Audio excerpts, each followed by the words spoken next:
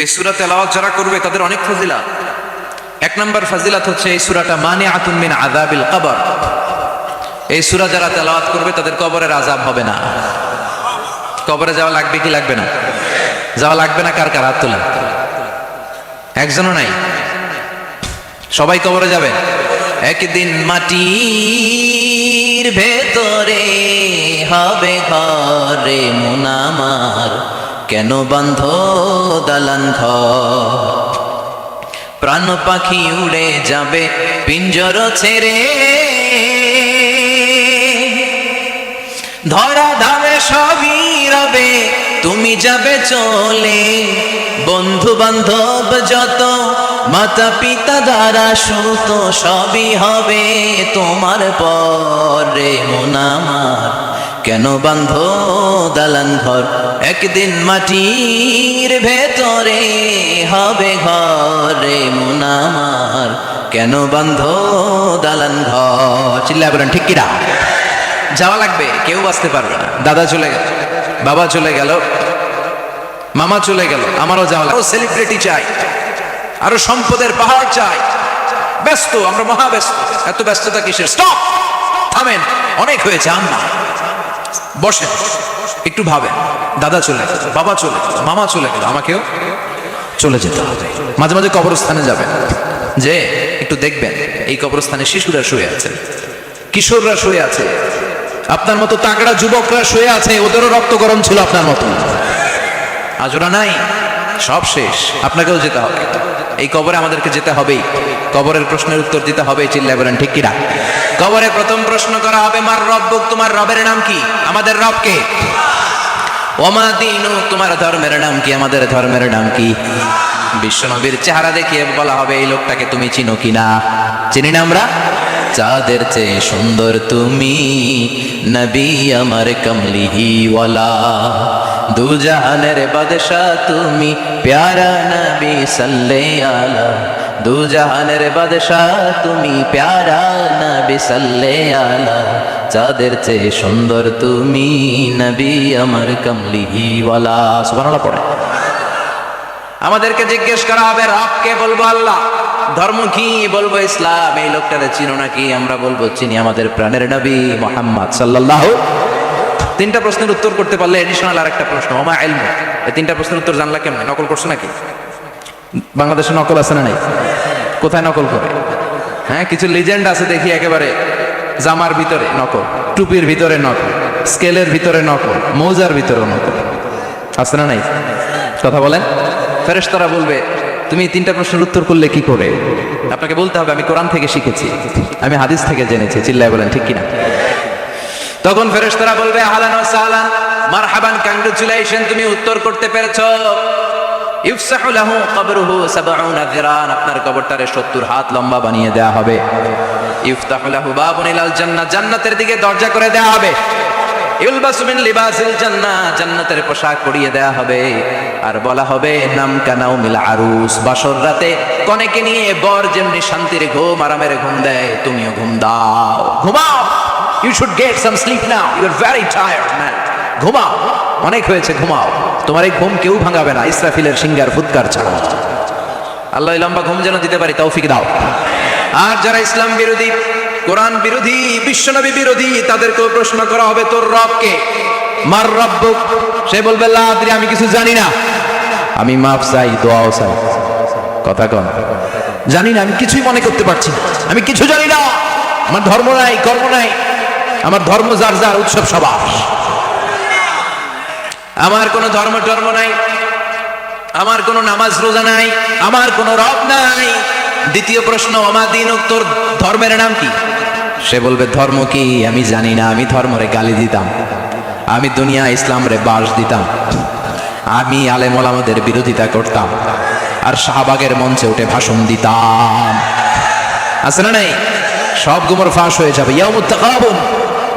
এরপর বিশ্বনবীর চেহারা দেখিয়ে বলা হবে, এই লোকটারে চিনো নাকি? সে বলবে, চিনি না, তবে আমার বন্ধুরা তার বিরুদ্ধে ব্লগে লিখতো, আমিও ব্যাড ব্যাড কমেন্টস করে দিতাম, এই লোকটার বিরুদ্ধে আমি কার্টুন বানাতাম, এই বিশ্বনবীর বিরুদ্ধে আমি কথা বলতাম। চিল্লায় বলেন ঠিক কিনা? ফেরেশতারা বলবে লা দারাইতা ওয়ালা তালাইতা, তুই তো কিছুই পারলি না, তুই তো কপাল পোড়া।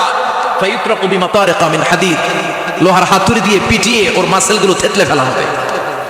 ওয়ায়ুকালু লিল আরদি ইলতাইমি, কবরের দুই পাশের মাটির বলা হবে চাপ দেয়, এমন চাপ দিবে ফাতাখতালিফা আদলাউহু, ডান পাশের পাজরের হাড্ডি বাম দিকে ঢুকে যাবে, বাম পাশের পাজরের হাড্ডি ডান পাশে ঢুকে যাবে। কিয়ামত পর্যন্ত এই মারামারি চলবে। আল্লাহ এরকম ভয়ঙ্কর পরিস্থিতি থেকে আমাদেরকে বাঁচাও। ওই কবরের আযাব থেকে বাঁচার দরকার আছে না নাই? বিশ্বনবী বললেন, যে ব্যক্তি রাত্রিবেলায় সূরাতুল মুলক তেলাওয়াত করবে তার কবরের আযাব হবে না। ইন্না হাযিহি সূরাতুন আযীমা মানিআতুন মিন আযাবিল কবর। এই সূরাটা এমন সূরা, সাধারণ কোন সূরা না। এই সূরাতুল মুলক যে রাত্রিবেলায় তেলাওয়াত করবে তার কবরের আযাব থেকে তারে বাঁচিয়ে দিবে কে? নাম্বার 1 ফাজিলাত, স্ট্যাটাস মনে থাকবে তো। 2 নাম্বার স্ট্যাটাস শাফাআত লি সাহিবিহা। এই সূরার তেলাওয়াতকারীর জন্য কিয়ামতের দিন সুপারিশ করবে। কোরআন সুপারিশ করবে, চারটেখানি কথা না। কোরআন যদি আপনার বিরুদ্ধে দাঁড়ায় আপনার জান্নাত ক্যান্সেল, আর কোরআন যদি আপনার ব্যাপারে আল্লাহর কাছে রেকমেন্ডেশন করে জান্নাত আপনার জন্য ওয়াজিব করে দিবে কে? এজন্য বিশ্বনবী বললেন শাফাআত লি সাহিবিহা, কিয়ামতের দিন তেলাওয়াতকারীর জন্য আল্লাহর কাছে সুপারিশ করবে। 2টা গেল। 3 নাম্বার বিশ্বনবী বললেন খাসামাত আন সাহিবিহা। এই সূরাটা কিয়ামতের দিন এই সূরার তেলাওয়াতকারীর পক্ষ নিয়ে আল্লাহর সাথে ঝগড়া করা শুরু করে দিবে। আল্লাহর সাথে ডিবেট করবে, ঝগড়া করবে, যতক্ষণ না হাত্তা আদখালাহুল্লাহুল জান্নাহ। হাদিসের টেক্সট হচ্ছে যে যতক্ষণ না আল্লাহ তাআলা তাকে জান্নাতে না ঢুকায় ততক্ষণ ওই সূরার তেলাওয়াতকারীর পক্ষ নিয়ে আল্লাহর সাথে বিতর্ক, ঝগড়া, তর্ক চলতেই থাকবে। সুবহানাল্লাহ, আরো আসতে বলেন। আবার বিষ্ণু বললেন মান ক্বারা বিহা ফি লাইলাতিন ফাকাদ আকসারা ওয়া আতওয়াবা। রাত্রিবেলা এই সূরাটা যে তেলাওয়াত করবে পুরো রাত্রিটারে বরকতময় করে দিবে কে?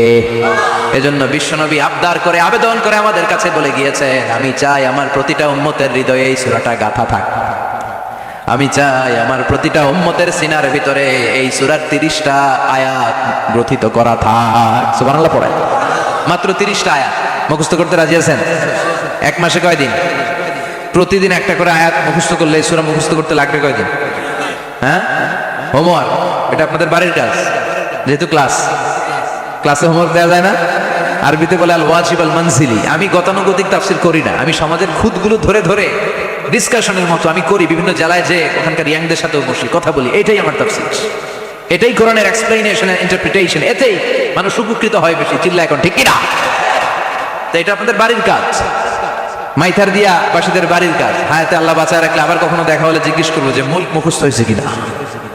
কে কে মুখস্থ করবেন না হাত তুলেন। সবাই করবেন। এবার কে কে মুখস্থ করবেন হাত তুলে আমার আল্লাহর দেখা। আল্লাহ তুমি কবুল করো। আরো জোরে পড়েন আমিন। হাত নামান। এই সূরাটা it's an eye opener for you. এটা আপনার চোখ খুলে দিবে। এই সূরাটা আপনার চোখকে খুলে দিবে, আপনার ঘুমন্ত বিবেককে জাগিয়ে তুলবে। স্রষ্টার ব্যাপারে আপনার যদি কোনো সাসপিশন থাকে, সন্দেহ থাকে, এই সন্দেহের পাহাড়কে ভেঙে এই সূরা চুরমার করে দিবে। চিল্লায় বলেন সুবহানাল্লাহ। আল্লাহ ডেকে বলে, গোলাম কিছু কিছু নাস্তিক আছে আমারে খুঁজে পায় না। এরকম কপাল পোড়া নাদান নাস্তিক বাংলার জমিনেও আছে না নেই? এরা বলে আনসিন ইজ নাথিং, যেটা দেখা যায় না ওইটা মানি না। বলে না, do you see the air in the atmosphere? বাতাসে, বায়ুমণ্ডলে যে বাতাস ঘুরে বেড়ায় এটাকে তুমি দেখো তো মানো কেন? Why do you believe on that? Why do you believe on air? বাতাস বিশ্বাস করস কেন? কপাল পোড়া নাস্তিকরা বাতাস মানে না। কথা কর। Do you see the bad headache someone feel in his head and he is shouting? মাথার ব্যথায়, মাইগ্রেনের পেইনে যখন কেউ চিৎকার করে তার মাথার ব্যথা দেখা যায়। আমার এখন প্রচন্ড মাথা ব্যথা যদি হয় আপনারা দেখতে পাচ্ছেন তো নাস্তিকরা কি মাইগ্রেনের পেইন বিশ্বাস করে না? মাথা ব্যথা বিশ্বাস করে কি করে না? বাতাস বিশ্বাস করে কি করে না? কয় আনসিন ইজ নাথিং, যেটা দেখি না ওটা বিশ্বাস করি না। কপাল পোড়া। আল্লাহ ডেকে বলে, গোলাম আমার সৃষ্টির দিকে তাকা, আকাশের দিকে তাকা, বাতাসের দিকে তাকা, সাগরের দিকে তাকা। সাগরের মধ্যে আমি আল্লাহ আছি না নাই? বিশাল বড় বড় পাহাড়ের দিকে তাকা, ঝর্ণার দিকে তাকা, ঝর্ণার মধ্যে আমি আছি না নাই? ঝর্ণা ঝর্ণা ঝর্ণা রে, বলনা বলনা বলনা রে, কার বিরহে পাগল পাড়া তুই, কার মিলনে ফুল ফসলে ভরা রে তোর দুকুল হই, কার মিলনে ফুল ফসলে ভরা রে তোর দুকুল হই। ঝর্ণা ঝর্ণা ঝর্ণা রে, বলনা বলনা বলনা রে, কার বিরহে পাগল পাড়া তুই। সুবহানাল্লাহ পড়েন। ঝর্ণার দিকে তাকা, সাগরের দিকে নজর করে দেখো, বিশাল পাহাড়ের দিকে নজর করে তাকাও, ওই পাহাড়ের মধ্যে আল্লাহরে খুঁজে বাবা, চিল্লায় বলেন ঠিক কিনা? এদিন ইমাম আবু হানিফার হাতে হাত রেখে শাহাদা বাক্য পাঠ করেছে, সুবহানাল্লাহ পড়ো।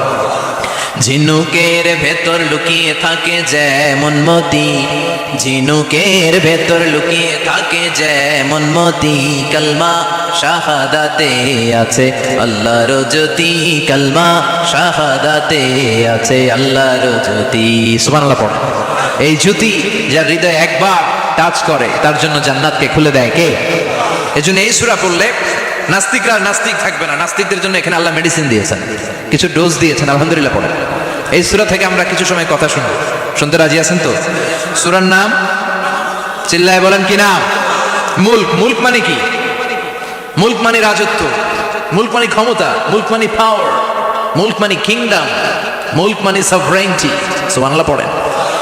রব্বুল আলামিন বলেন তাবারাকাল্লাযী বিয়াদিহিল মুলকু ওয়া হুয়া আলা কুল্লি শাইইন কাদির। সুমহান সেই সত্তা যার হাতে ক্ষমতা আর তিনি সব বিষয়ে ক্ষমতাশীল। সুবহানাল্লাহ। তাবারাকাল্লাযী বিয়াদিহিল মুলক, মহামহিম সে সত্তা, সুমহান সে সত্তা, বিয়াদিহিল মুলকু যার হাতে ক্ষমতা। ক্ষমতা কার হাতে? চিৎকার করে বলতে হবে, কার হাতে? নাকি আমাদের হাতে, না সরকারের হাতে, পুলিশের হাতে, র্যাবের হাতে, মাশরাফির হাতে, হিরো আলমের হাতে? ক্ষমতা কার হাতে? ক্ষমতা শুধুমাত্র একজনের হাতে, চিল্লায় বলেন তিনি কে? আল্লাহর হাতে ক্ষমতা, আর তিনি হচ্ছেন সকল ক্ষমতার উৎস, centre of the all powers. সব ক্ষমতার উৎস কে? নাকি জনগণ? আমরা কিন্তু এটাই শিখি, এদেশে আমাদেরকে রাষ্ট্রীয়ভাবে শেখানো হয়, এটা রাষ্ট্রীয় কুফরি।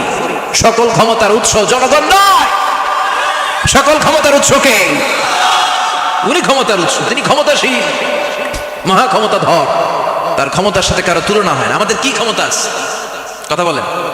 বল্লা পোকার কামড় খাইছে? হ্যাঁ, মৌমাছি কামড়াইছে? মৌমাছি কামড়াইলে চিল্লাচিল্লি শুরু করে, তো কি ক্ষমতা আছে আপনার? বল্লা কামড় মেয়েরা দেয় দৌড়, ওটা ধরে যে মার মইতেও পারি না। কুত্তায় কামড়াইলে আমরা কুত্তারে কামড়াইতেও পারি না। কথা বলেন। আমরা নাকি ক্ষমতার মালিক? পিছন থেকে কেউ যদি বলে হুজুর সাপ, মজা করে বলছি এতই ভাবে, আসলে যদি ফস করে আসতো শব্দ, স্লোগান দেওয়ার বেলায় লিল্লাহে তাকবীর আল্লাহু আকবার, আমার ভাই তোমার ভাই, কাপায় ফেলামো নামায় ফেলামো। কথা বলেন। আর যদি পেছন থেকে কেউ আওয়াজ করে বলে সাপ, দৌড়। আপনারা কি দৌড় দিবেন? আমরা এদিক দিয়ে দৌড় দিব। কথা কর। চাচা আপন প্রাণ জীবন বাঁচানোর জন্য ভয়ে পাগল। সাপ লাগবে না, বাবা ব্যাংক চিনেন? মাইথা দিয়ে নাই বোধ হয়, আছে আছে। কি করে? খালি লাফায়। 10টা ভাও ব্যাংক যদি ছেড়ে দেওয়া হয়, স্টেজে 2টা আর বাকি 8টা এদিকে, ভাও ব্যাংক আর কি লাভ দিবে? এর চেয়ে লাফালাফি শুরু করবো আমরা। কথা বলে। আর আমরা দাবি করি আমরা ক্ষমতার উৎস। কোনো ক্ষমতা নাই। একবার ডায়রিয়া হলে 3বার টয়লেটে গেলে আর চেহারার দিকে তাকানো যায় না। কারে মাফ করে দে, আই মরে যাইও, আই হাইতান ন, আছে না নাই? তো পারবেন না কেন? আপনি না ক্ষমতার উৎস, আপনি না ক্ষমতার উৎস। আরে আপনার তো কোনোই ক্ষমতা নাই। খুলিকাল ইনসানু দাঈফা, মানুষকে দুর্বল থেকে দুর্বল করে তৈরি করেছে কে? এজন্য রাব্বুল আলামিন বলেন তাবারাকাল্লাযী বিয়াদিহিল মুলকু ওয়া হুয়া আলা কুল্লি শাইইন কাদির। সুমহান সেই সত্তা যার হাতে ক্ষমতা। চিল্লায় বলেন ক্ষমতা কার হাতে? আমাদের হাতে কোনো ক্ষমতা নাই। আমরা হলাম দুর্বল। আমরা কি? দুর্বলের ঘরের দুর্বল। আমরা যখন জন্মেছিলাম দুর্বল। আমার ছোট্ট একটা মেয়ে আছে, আমি অবাক হয়ে থাকি যে আমিও তাইলে ছোটবেলায় এরকম ছিলাম, না খাওয়ালে খেতে পারে না, পেশাব পায়খানা করে, ঘর নষ্ট করে, বমি করে, দাঁড়াতে পারে না, শুইতে পারে না, লালা পড়তে থাকে, ক্লিন করতে হয়, সব সময় তাকে আল্লাহর আদেশে দেহে ঢুকে, আল্লাহর আদেশে বের হয়ে যায়, ঠিক কিনা? এই যে ছোট্ট বাচ্চাটার দেহের ভিতরে যে রুহু ঢুকলো, কে দিল? 120 দিনের আগে মানব শিশুর দেহের ভিতরে কিন্তু রুহের ফুৎকার হয় না।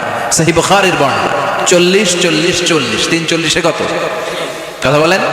প্রথম 40-এ থাকে নুতফা, তারপরের 40-এ হয় আলাকা, তারপরের 40-এ হয় মুদগা, sperm drop, blood clot, and then the little flesh. ছোট্ট নাপাক পানি ছিলাম, শুক্রাণু ছিলাম আমরা। কি ছিলাম? শুক্রও ছিলাম না, শুক্রাণু, শুক্রের অণু। এক ফোঁটা শুক্রের মধ্যে 20 কোটি অণু থাকে। ওই 20 কোটির একটা ছিলাম আমি আর আপনি। সুবহানাল্লাহ বাড়িতে গিয়ে বললেন। ডিম্ব আমরা ছিলাম না, আমরা ছিলাম ডিম্বাণু, ডিম্বের এই ডিম্বাণু আর শুক্রাণু দুইটা মিলে আল্লাহ আমাদেরকে বানায় ফেললেন জাইগট, সেখান থেকে এমব্রয়ো, তারপরে আস্তে আস্তে ইনিশিয়াল স্টেজগুলো শেষে একটার পর একটা স্টেজ পার করে তিনি আমাদেরকে বানালেন আলাকা, সেখান থেকে মুদগা, আমাদের দেহের ভেতরে তিনি স্কেলিটন ভরে দিলেন, কঙ্কাল, মাথার স্কাল দিলেন, খুলি দিলেন, নাক কান গলা দিলেন, আমার রেসপিরেটরি সিস্টেম চালু করে দিলেন। কত ছোট ছিলাম আমি, ক্ষুদ্র ছিলাম আমি। فلينظر الإنسان مما خلق خلق من ماء دافق মানুষের উচিত তার সৃষ্টি প্রক্রিয়ার দিকে নজর করে তাকানো। বাবার পিঠ থেকে সবেগে নির্গত হওয়া পানি দিয়ে মায়ের পেটে তোমারে ঢুকায় দিল কে? নাপাক পানি থেকে ছোট্ট ব্যাঙ্গাচির মতো ছিলাম, জোকের মতো মায়ের জরায়ুর দেয়ালে লেগেছিলাম। সেখান থেকে বড় করতে করতে আমার রেসপিরেটরি সিস্টেম, আমার হেয়ারিং সিস্টেম, আমার সব সিস্টেমগুলো তিনি আমার দেহের ভিতরে সেট করে দিল। চিল্লা এখন সুবহানাল্লাহ। 120 দিনের সার্টেন পিরিয়ড শেষে তিনি দেহের ভিতরে রুহের ফুৎকার দিলেন। দেয়া মাত্রই আমার রুহুতে ধপ ধপ ধপ শুরু হয়ে গেছে। ওই যে ধপ ধপ শুরু হয়েছে, আজ থামে নাই। এই ধপ ধপ থামলে বাঁচবেন, দম ফুরাইলে আমরা ঠুস হয়ে যাবো, ঠিক কিনা?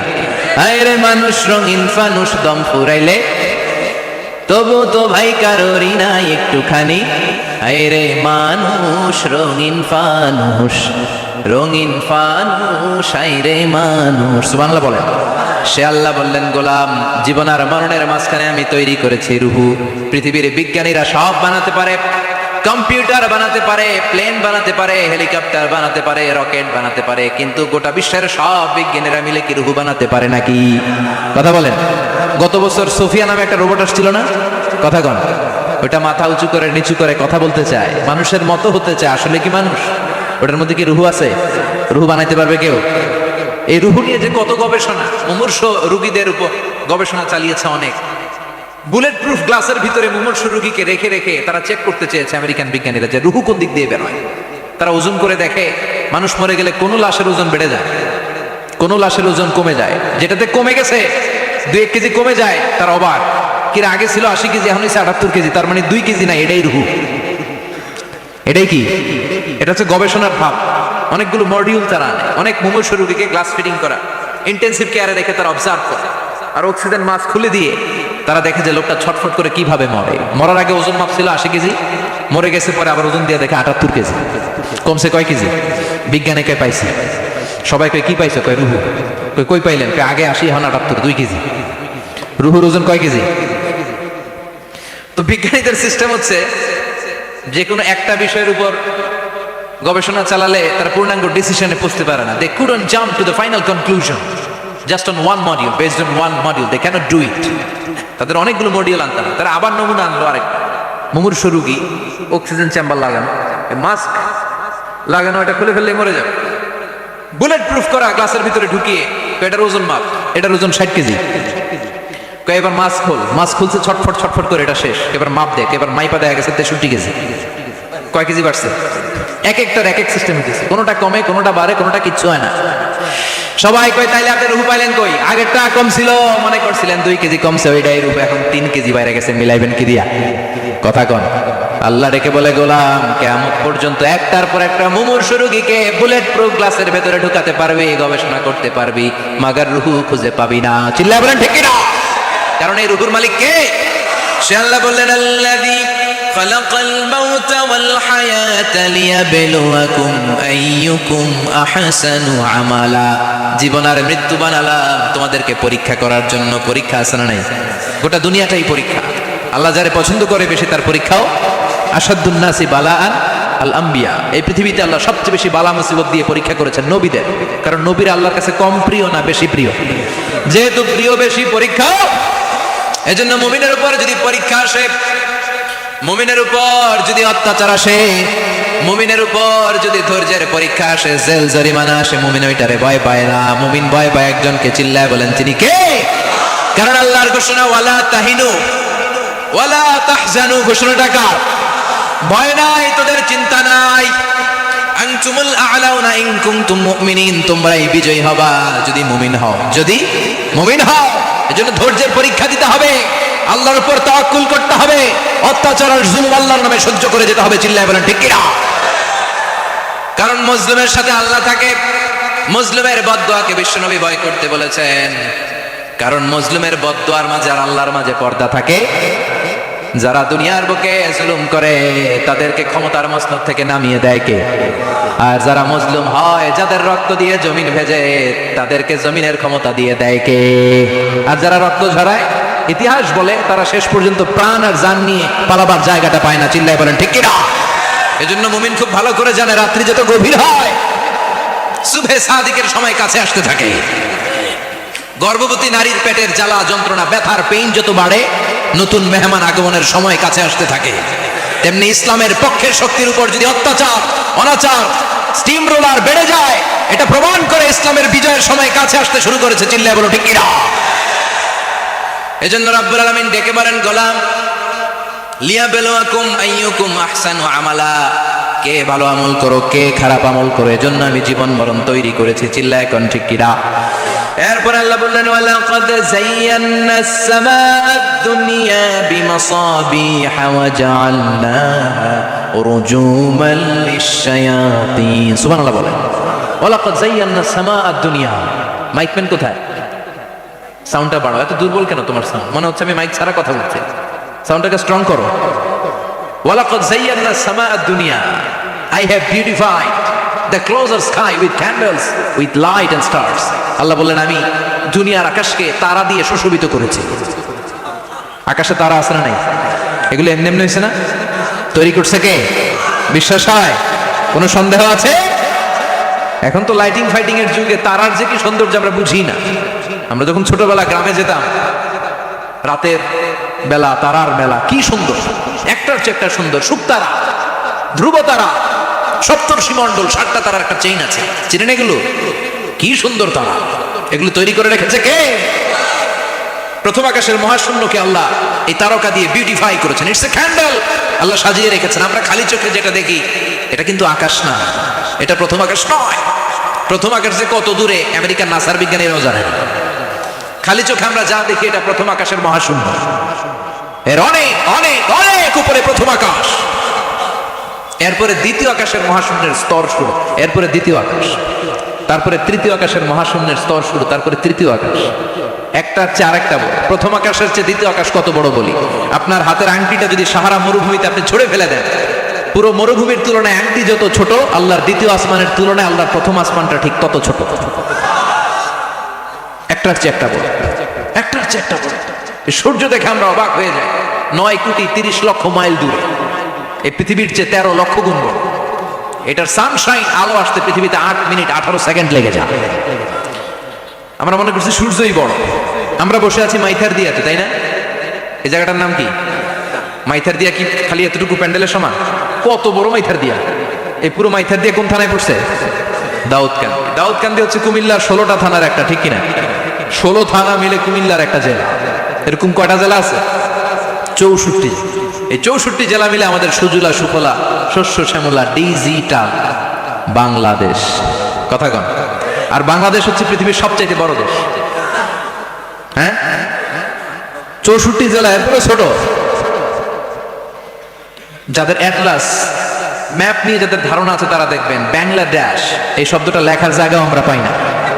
মানচিত্রে বাংলাদেশ শব্দটা লেখার জায়গা পায় না। বিআরএ উঠে যায় ইন্ডিয়ার উপর, আর ডিএসএইচ উঠে যায় আবার ইন্ডিয়ার উপর। মাঝখানের 2টা অক্ষর বাংলাদেশের উপরে পড়ে। চিল্লায় বলেন ঠিক কিনা? কত ছোট দেশ। পাশের ইন্ডিয়া 20-25 গুণ বড়। ইউরোপ আমেরিকার অনেক দেশ আছে, আমেরিকায় বাংলাদেশ হচ্ছে 100 গুণ বড়। কানাডা কয়েকশো গুণ বড়। রাশিয়া কয়েকশো গুণ বড়।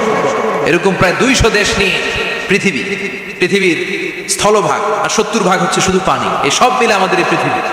আর এত বড় পৃথিবীর চেয়েও নাকি সূর্য 13 লক্ষ গুণ বড়। তার মানে সূর্যই বড় না, সূর্যের চেয়ে অনেক বড় তারা আছে। সূর্যের পরে পৃথিবীর সবচেয়ে কাছের যে তারা বা স্টার, ওটার নাম হচ্ছে প্রক্সিমা সেন্ট্রাই। নাম কি?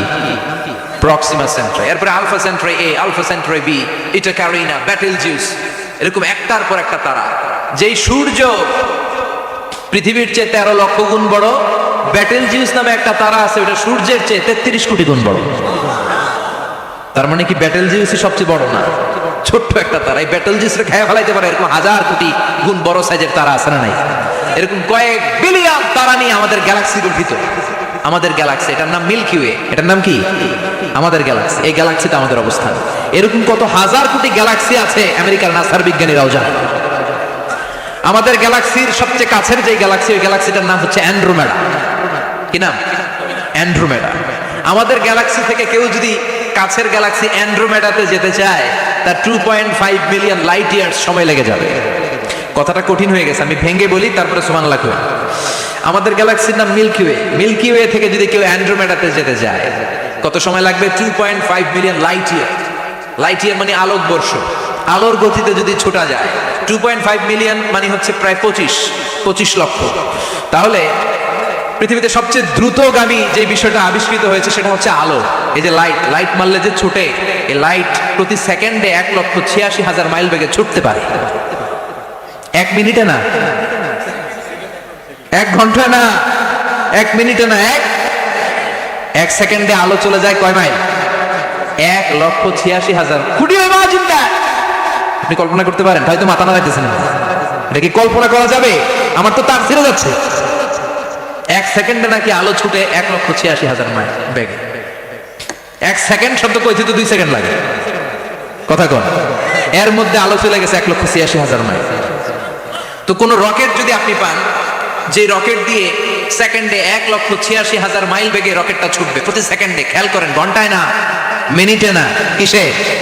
সেকেন্ডে। যে রকেটটা সেকেন্ডে 1,86,000 মাইল বেগে ছুটবে, ওই রকেটটা দিয়ে আমাদের গ্যালাক্সি থেকে আমাদের পাশের গ্যালাক্সি অ্যান্ড্রোমেডাতে পৌঁছতে আপনার 25 লক্ষ বছর লেগে যাবে। সুবহানাল্লাহ বাড়িতে গিয়ে বললেন। এরকম বিশাল বিশাল তারা দিয়ে আমাদের আকাশটারে বিউটিফাই করেছে কে? এজন্য আল্লাহ বললেন, ওয়ালাকাদ যায়্যানাস সামাআদ দুনিয়া বিমাসাবিহা ওয়া জাআলনাহা রুজুমান লিশ-শায়াতিন। আমি এই দুনিয়ার আকাশটারে সুন্দর সুন্দর তারকারাজি লাইটের মতো সেটিং করে সুশোভিত করেছি। আবার এই তারকা দিয়ে আমি শয়তানদেরকে প্রহারও করেছি। সুবহানাল্লাহ। শয়তানদেরকে আল্লাহ তারা মেরে আঘাত করে। সুবহানাল্লাহ বলে। এরপরে এই সূরার প্রথম রুকুর শেষে আল্লাহ বললেন, ওয়াসিররু কাওলাকুম আও ইজহারু বিহি ইন্নাহু আলীমুম বিযাতিস সুদূর আলা ইয়ালামু মান খালাকা ওয়া হুয়াল লাতীফুল খাবীর। আল্লাহ বললেন, ওয়াসিররু কাওলাকুম, তোমরা যদি গোপনে কথা বলো, আও ইজহারু বিহি, কিংবা স্পষ্ট করে বলো, সব শুনে কে? আপনি যেমনি বলেন শুনবে কে? বলেনই নাই, কিন্তু মনে মনে ভাবছেন শুনবে কে? সুবহানাল্লাহ কইবেন না? সাত আকাশের উপরে, আরশের উপরে তার অবস্থান, সাত জমিনের নিচে কোন গোপনতম প্রকোষ্ঠে, কোন ছোট্ট বাক্সের ভেতরে যদি কোনো পিঁপড়া, পিপিলিকা নীরবে হেঁটে যায়, আল্লাহ বলে আমি ওই পিঁপড়ার হেঁটে চলার পায়ের আওয়াজটাও শুনতে পাই। এজন্য কেউ যেটা শোনে না, শুনে কে? এরপর আল্লাহ বললেন, হুয়াল্লাযী জাআলা লাকুমুল আরদা যালুলান ফামশু ফি মানাকিবিহা ওয়া কুলু মির রিজকি ওয়া ইলাইহিন নুশুর। সুবহানাল্লাহ বলেন। আল্লাহ রেখে বললেন, গোলাম, তোমাদের জন্য জমিনটারে আমি বিছানা বানিয়েছি। আল্লাযী জাআলা লাকুমুল আরদা ফিরাশা, জমিনটারে বিছানা বানিয়েছে কে? এই বিছানার মতো সমতল জমিন দিয়ে তোমরা হেঁটে বেড়াও, চলে বেড়াও, হেলে দুলে পড়ার সুযোগ নাই, ঠিক কি না? এই যে মাইথার দিয়ার আজকের যে ময়দান, এটা যদি বিছানার মতো সমান না হয়তো বসতে পারতেন? কথা কোন? এই ময়দানের প্যান্ডেলের এদিক দিয়ে উঁচা, এদিক দিয়ে গর্ত, এদিক দিয়ে নিচা, এদিক দিয়ে খাড়া, কেমন হইতো? কথা কোন? কেউ আমার দেখতো, কেউ দেখতো না, কেউ দাঁড়াইয়া, কেউ বসে, আছে না নাই? কিন্তু জমিনটারে সমতল বানালো কে? আপনি যদি বিমান থেকে যদি আপনি দেখেন, বিমানের গ্লাস দিয়ে, জানলা দিয়ে যদি আপনি নিচের দিকে তাকান, আপনি দেখবেন মনে হবে পুরো জমিনটাকে আল্লাহ সবুজ কার্পেট দিয়ে কার্পেটিং করে রেখেছে। এই সৌন্দর্য দিয়েছে কে? আবার রব্বুল আলামিন বলেন, জমিনটারে সমান দেখে, কার্পেটিং দেখে মনে করো না তোমরা বেঁচে গিয়েছো। আমার দেয়া বিধান আমার জমিনে যদি কায়েম করতে না পারো, এই কার্পেটিং করা জমিনের ভেতরে আযাব আসরা নাই। এই পুরো জমিনের ভেতরে আছে আগুন আর আগুন। আগ্নেয়গিরির অগ্নুৎপাত জ্বালামুখে বিস্ফোরণ করে দিয়ে গোটা বিশ্বটারে মুহূর্তে মেসাকার করে দিতে পারে কে? এজন্য আল্লাহ ডেকে বললেন, গোলাম, আমিনতুম মান ফিস সামাই আন ইয়াখসিফা বিকুমুল আরদা ফাইযা হিয়া তামুর। তোমরা কি ভেবেছো নাকি বেঁচে যাবা? আমি চাইলেই পুরো জমিনটারে কাঁপিয়ে দিতে পারি। আন ইয়াখসিফা বিকুমুল আরদ, খাসাফ মানে ল্যান্ডস্লাইড। খাসাফ মানে কি? ল্যান্ডস্লাইড, ভূমিধস, ভূকম্পন, আর্থকোয়েক, আছে না নাই? বাংলাদেশে তো ভূমিকম্প হয় না, না? টের পাইছেন? মাঝে মাঝে মাঝরাতে হয় না? 3টার দিকে নিজেই দৌড় দিব না, বাচ্চারা লইয়া দৌড় দিব, লুঙ্গি পইরা দৌড় দিব না, লুঙ্গি ছাড়া দৌড়াবো। কথা কর। এই ভূমিকম্প আছে না নাই? আল্লাহ বলে মনে করো না জমিনটা সমতল, কার্পেটিং করে দিয়েছি, এই কার্পেটিং এর ভিতরে আগুনের দলা আছে না নাই। আবার আল্লাহ বললেন আমিন তুমবাং ফিস সামাই ইউরসিলা আলাইকুম হাসিবা, নিচে যেমনি কার্পেটিং করা জমিনের ভেতরে অগ্নুৎপাত রেখে দিয়েছি, মাথার উপর থেকে আযাব দেওয়ার সুযোগ আছে না নাই। চাইলে আল্লাহ অগ্নি বৃষ্টি দিতে পারে, আগুন বৃষ্টি দিতে পারে, ঠান্ডার বজ্রপাত দিতে পারে। আপনারা লূত আলাইহিস সালামের কওমের নাম শুনেছেন? তারা হোমোসেক্সুয়ালিটি, সমকামিতা করত। ফলে আল্লাহ তাআলা বিশাল এক চিৎকার মেরে সাইয়েদনা জিবরাইলের মাধ্যমে পুরো জমিনটা শেষ করে দিলেন। ফাজআলনা আলিয়াহা সাফিলাহা ওয়া আমতারনা আলাইহিম হিজারাতাম মিন সিজিল। তাদের অপকর্মের কারণে জর্ডানের ওই এলাকাটাকে আল্লাহ বললেন জিবরাইল এলাকাটারে হাতে তুলে নে, আকাশের উপরে তুলে পুরো এলাকা সহ মানুষ সহ জমিনের মধ্যে গেড়ে দে। জমিনের নিচের মাটি উপরে নিয়ে গেল কে? উপরের মাটি নিচে নিয়ে গেল কে? পুরো জায়গাটা এখন ডেড সি হয়ে গেছে। কি সি? ডেড সি নাম শুনেন নাই বোধহয়? আজকে শুনে রাখেন, এটারে বলে মৃত সাগর। এটা গজবের জায়গা, ওখানে মানুষও ডুবে না। লবণের ডেনসিটি, সল্টের ডেনসিটি এত হাই, এই পানির মধ্যে এত গজব, এর মধ্যে কোনো মাছ জন্মায় না, চিংড়ি জন্মায় না, কাঁকড়া জন্মায় না, ব্যাঙ হয় না, শ্যাওলা হয় না, কিচ্ছু বাঁচে না। এটা গজবের জায়গা, চিল্লায় বলেন ঠিক কিনা? যে আল্লাহ জর্ডানের এলাকাটারে ধ্বংস করে দিল, ওই আল্লাহ আজও আসরে নাই। এই জন্য নিজ দিয়ে তিনি যেমনি আযাব দিতে পারেন, ভূমিকম্প দিতে পারেন, জলোচ্ছ্বাস দিতে পারেন, উপর থেকে তিনি শিলাবৃষ্টি দিতে পারেন কি পারেন না? মাইথের দিয়ে কখনো শিলাবৃষ্টি হয়েছিল? হ্যাঁ, ফসল ক্ষেত শেষ করে দেয় না? ছাগল টাগল মেরে যায়। ছাগল যদি ইয়েতে থাকে ক্ষেতের মধ্যে, বড় শিলা মাথায় পড়লে শেষ, মানুষও শেষ, টিনের তো আলো শেষ। কথা কন। এরপরে আল্লাহ যদি উল্কা বৃষ্টি পাঠায়, উল্কা যদি পড়ে, কই যাবে? কোথায় যাবেন আপনি? উল্কা চিনেন? মহাশূন্যে বিশাল পাথরের খণ্ড ঘর্ষণ খেয়ে পৃথিবীর ভিতরে ঢুকে যায়।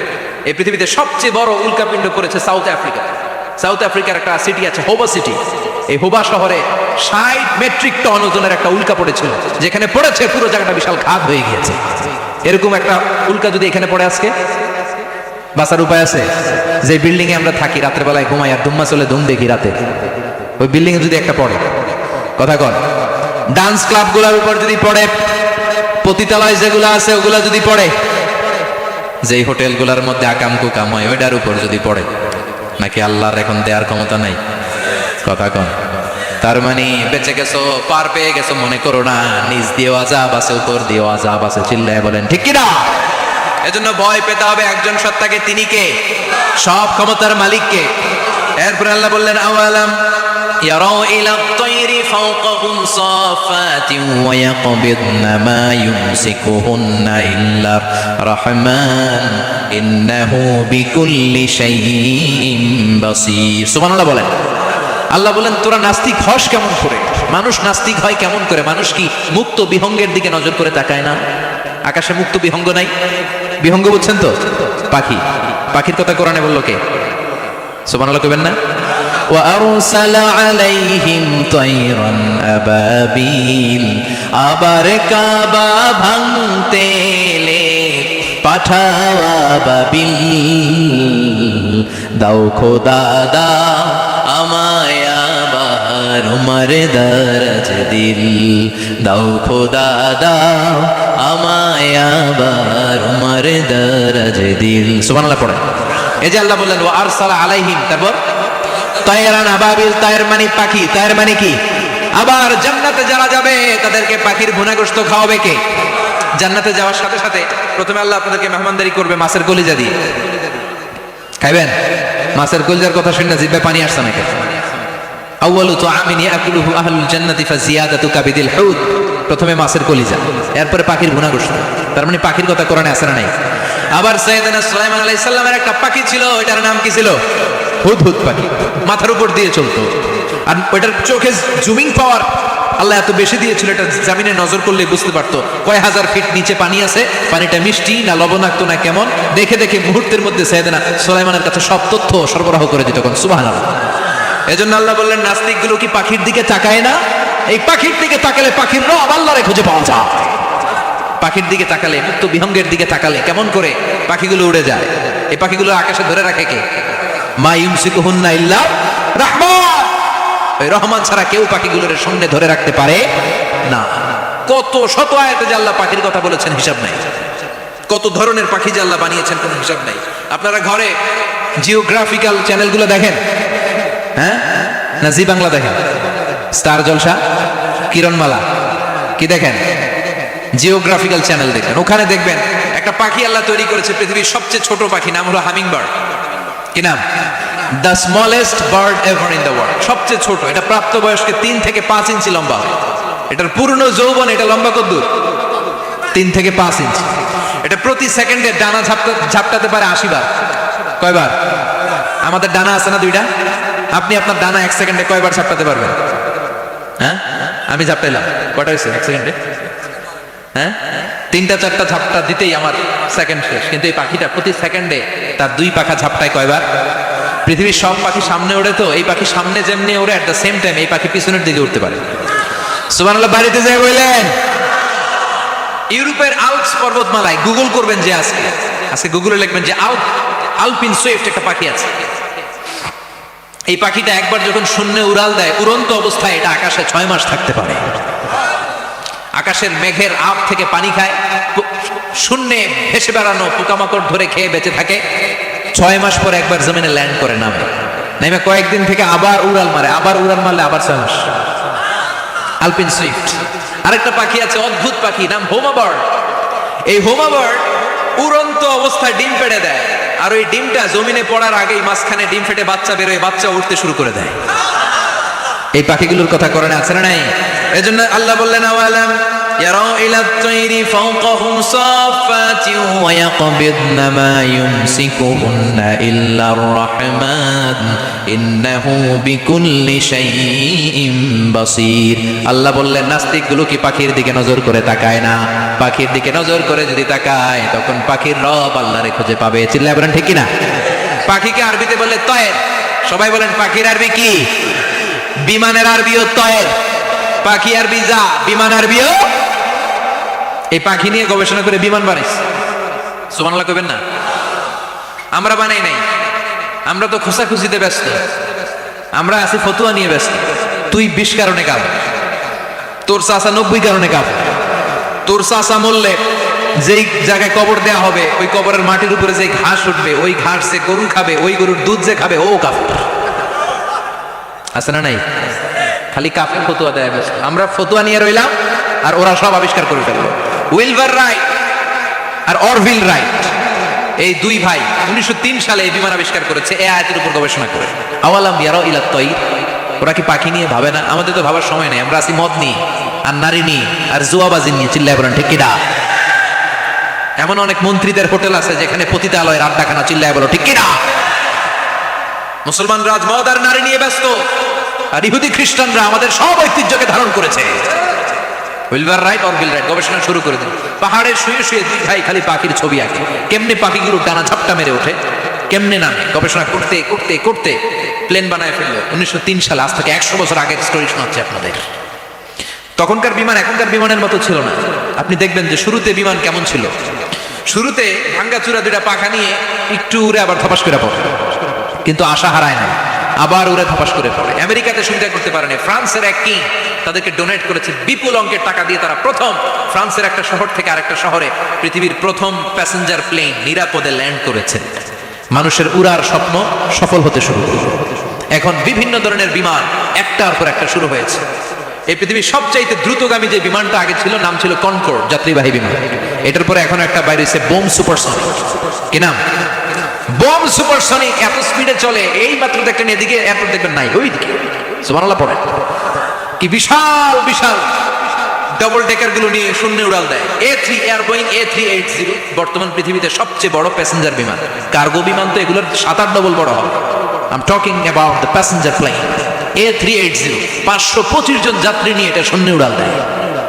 525 জন যাত্রী, কেবিন ক্রু, পাইলট, বিমানের ওজন, খাবার দাবারের ওজন, ফুয়েলের ওজন, 525 জনের লাগেজ টাগেজের ওজন, এই সব নিয়ে শূন্যে উড়াল দেয়। সুবহানাল্লাহ কইবেন না? এই বিমান আবিষ্কারের আগ পর্যন্ত গোটা বিশ্বব্যাপী সব দেশে দেশে ছিল সেনাবাহিনী আর নৌবাহিনী। বিমান আবিষ্কার হওয়ার সাথে সাথেই শুরু হয়ে গেল বিমান বাহিনী, এয়ারফোর্স, মিলিটারি। এখন বোম সুপারসনিক বানায়, এখন ড্রোন হামলা করে, এখন মিসাইল হামলা করে, এখন স্যাটেলাইট পাঠায়। আমরাও পাঠাইছি। কি নাম? Bangabandhu satellite. We launching the Bangabandhu satellite channel last year. আমরা এই বঙ্গবন্ধু স্যাটেলাইটে পাঠাইছি পরে সবকিছু পাখির উপর গবেষণা করে হয়েছে। চিৎকার করে বলেন ঠিক কিনা? এজন্য আল্লাহ ডেকে বললেন গোলাম ওরা কি পাখির দিকে তাকায় না? পাখির দিকে যদি নজর করে একটিবার তাকাতো নাস্তিক আর নাস্তিক থাকতে পারতো না। এজন্য নাস্তিকদের জন্য এই সূরার ভেতরে ডোজ আছে, আই ওপেনার আছে। সর্বশেষ আল্লাহ একটা প্রশ্ন দিয়ে এই সূরাটা শেষ করলেন। প্রশ্নটা শুনবেন, শুনবেন সবাই।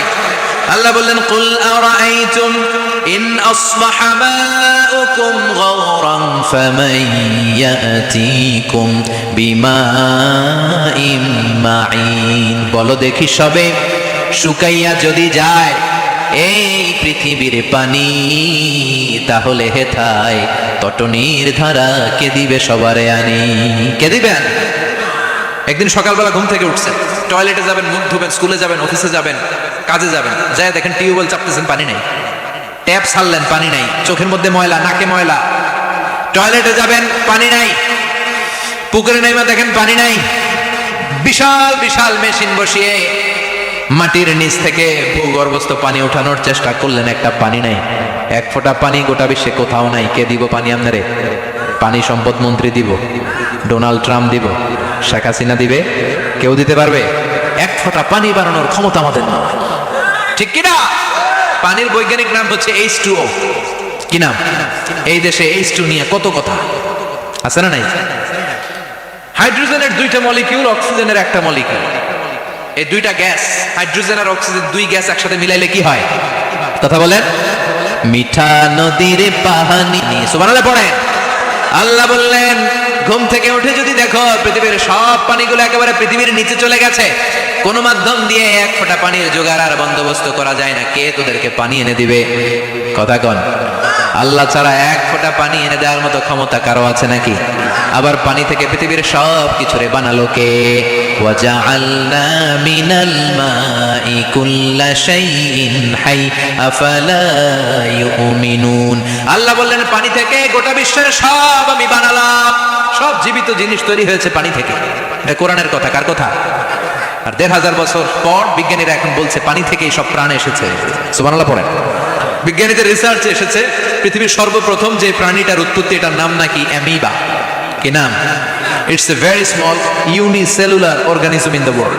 এককোষী শৈবাল অ্যামিবা এসেছে পানি থেকে, ওদের কথা।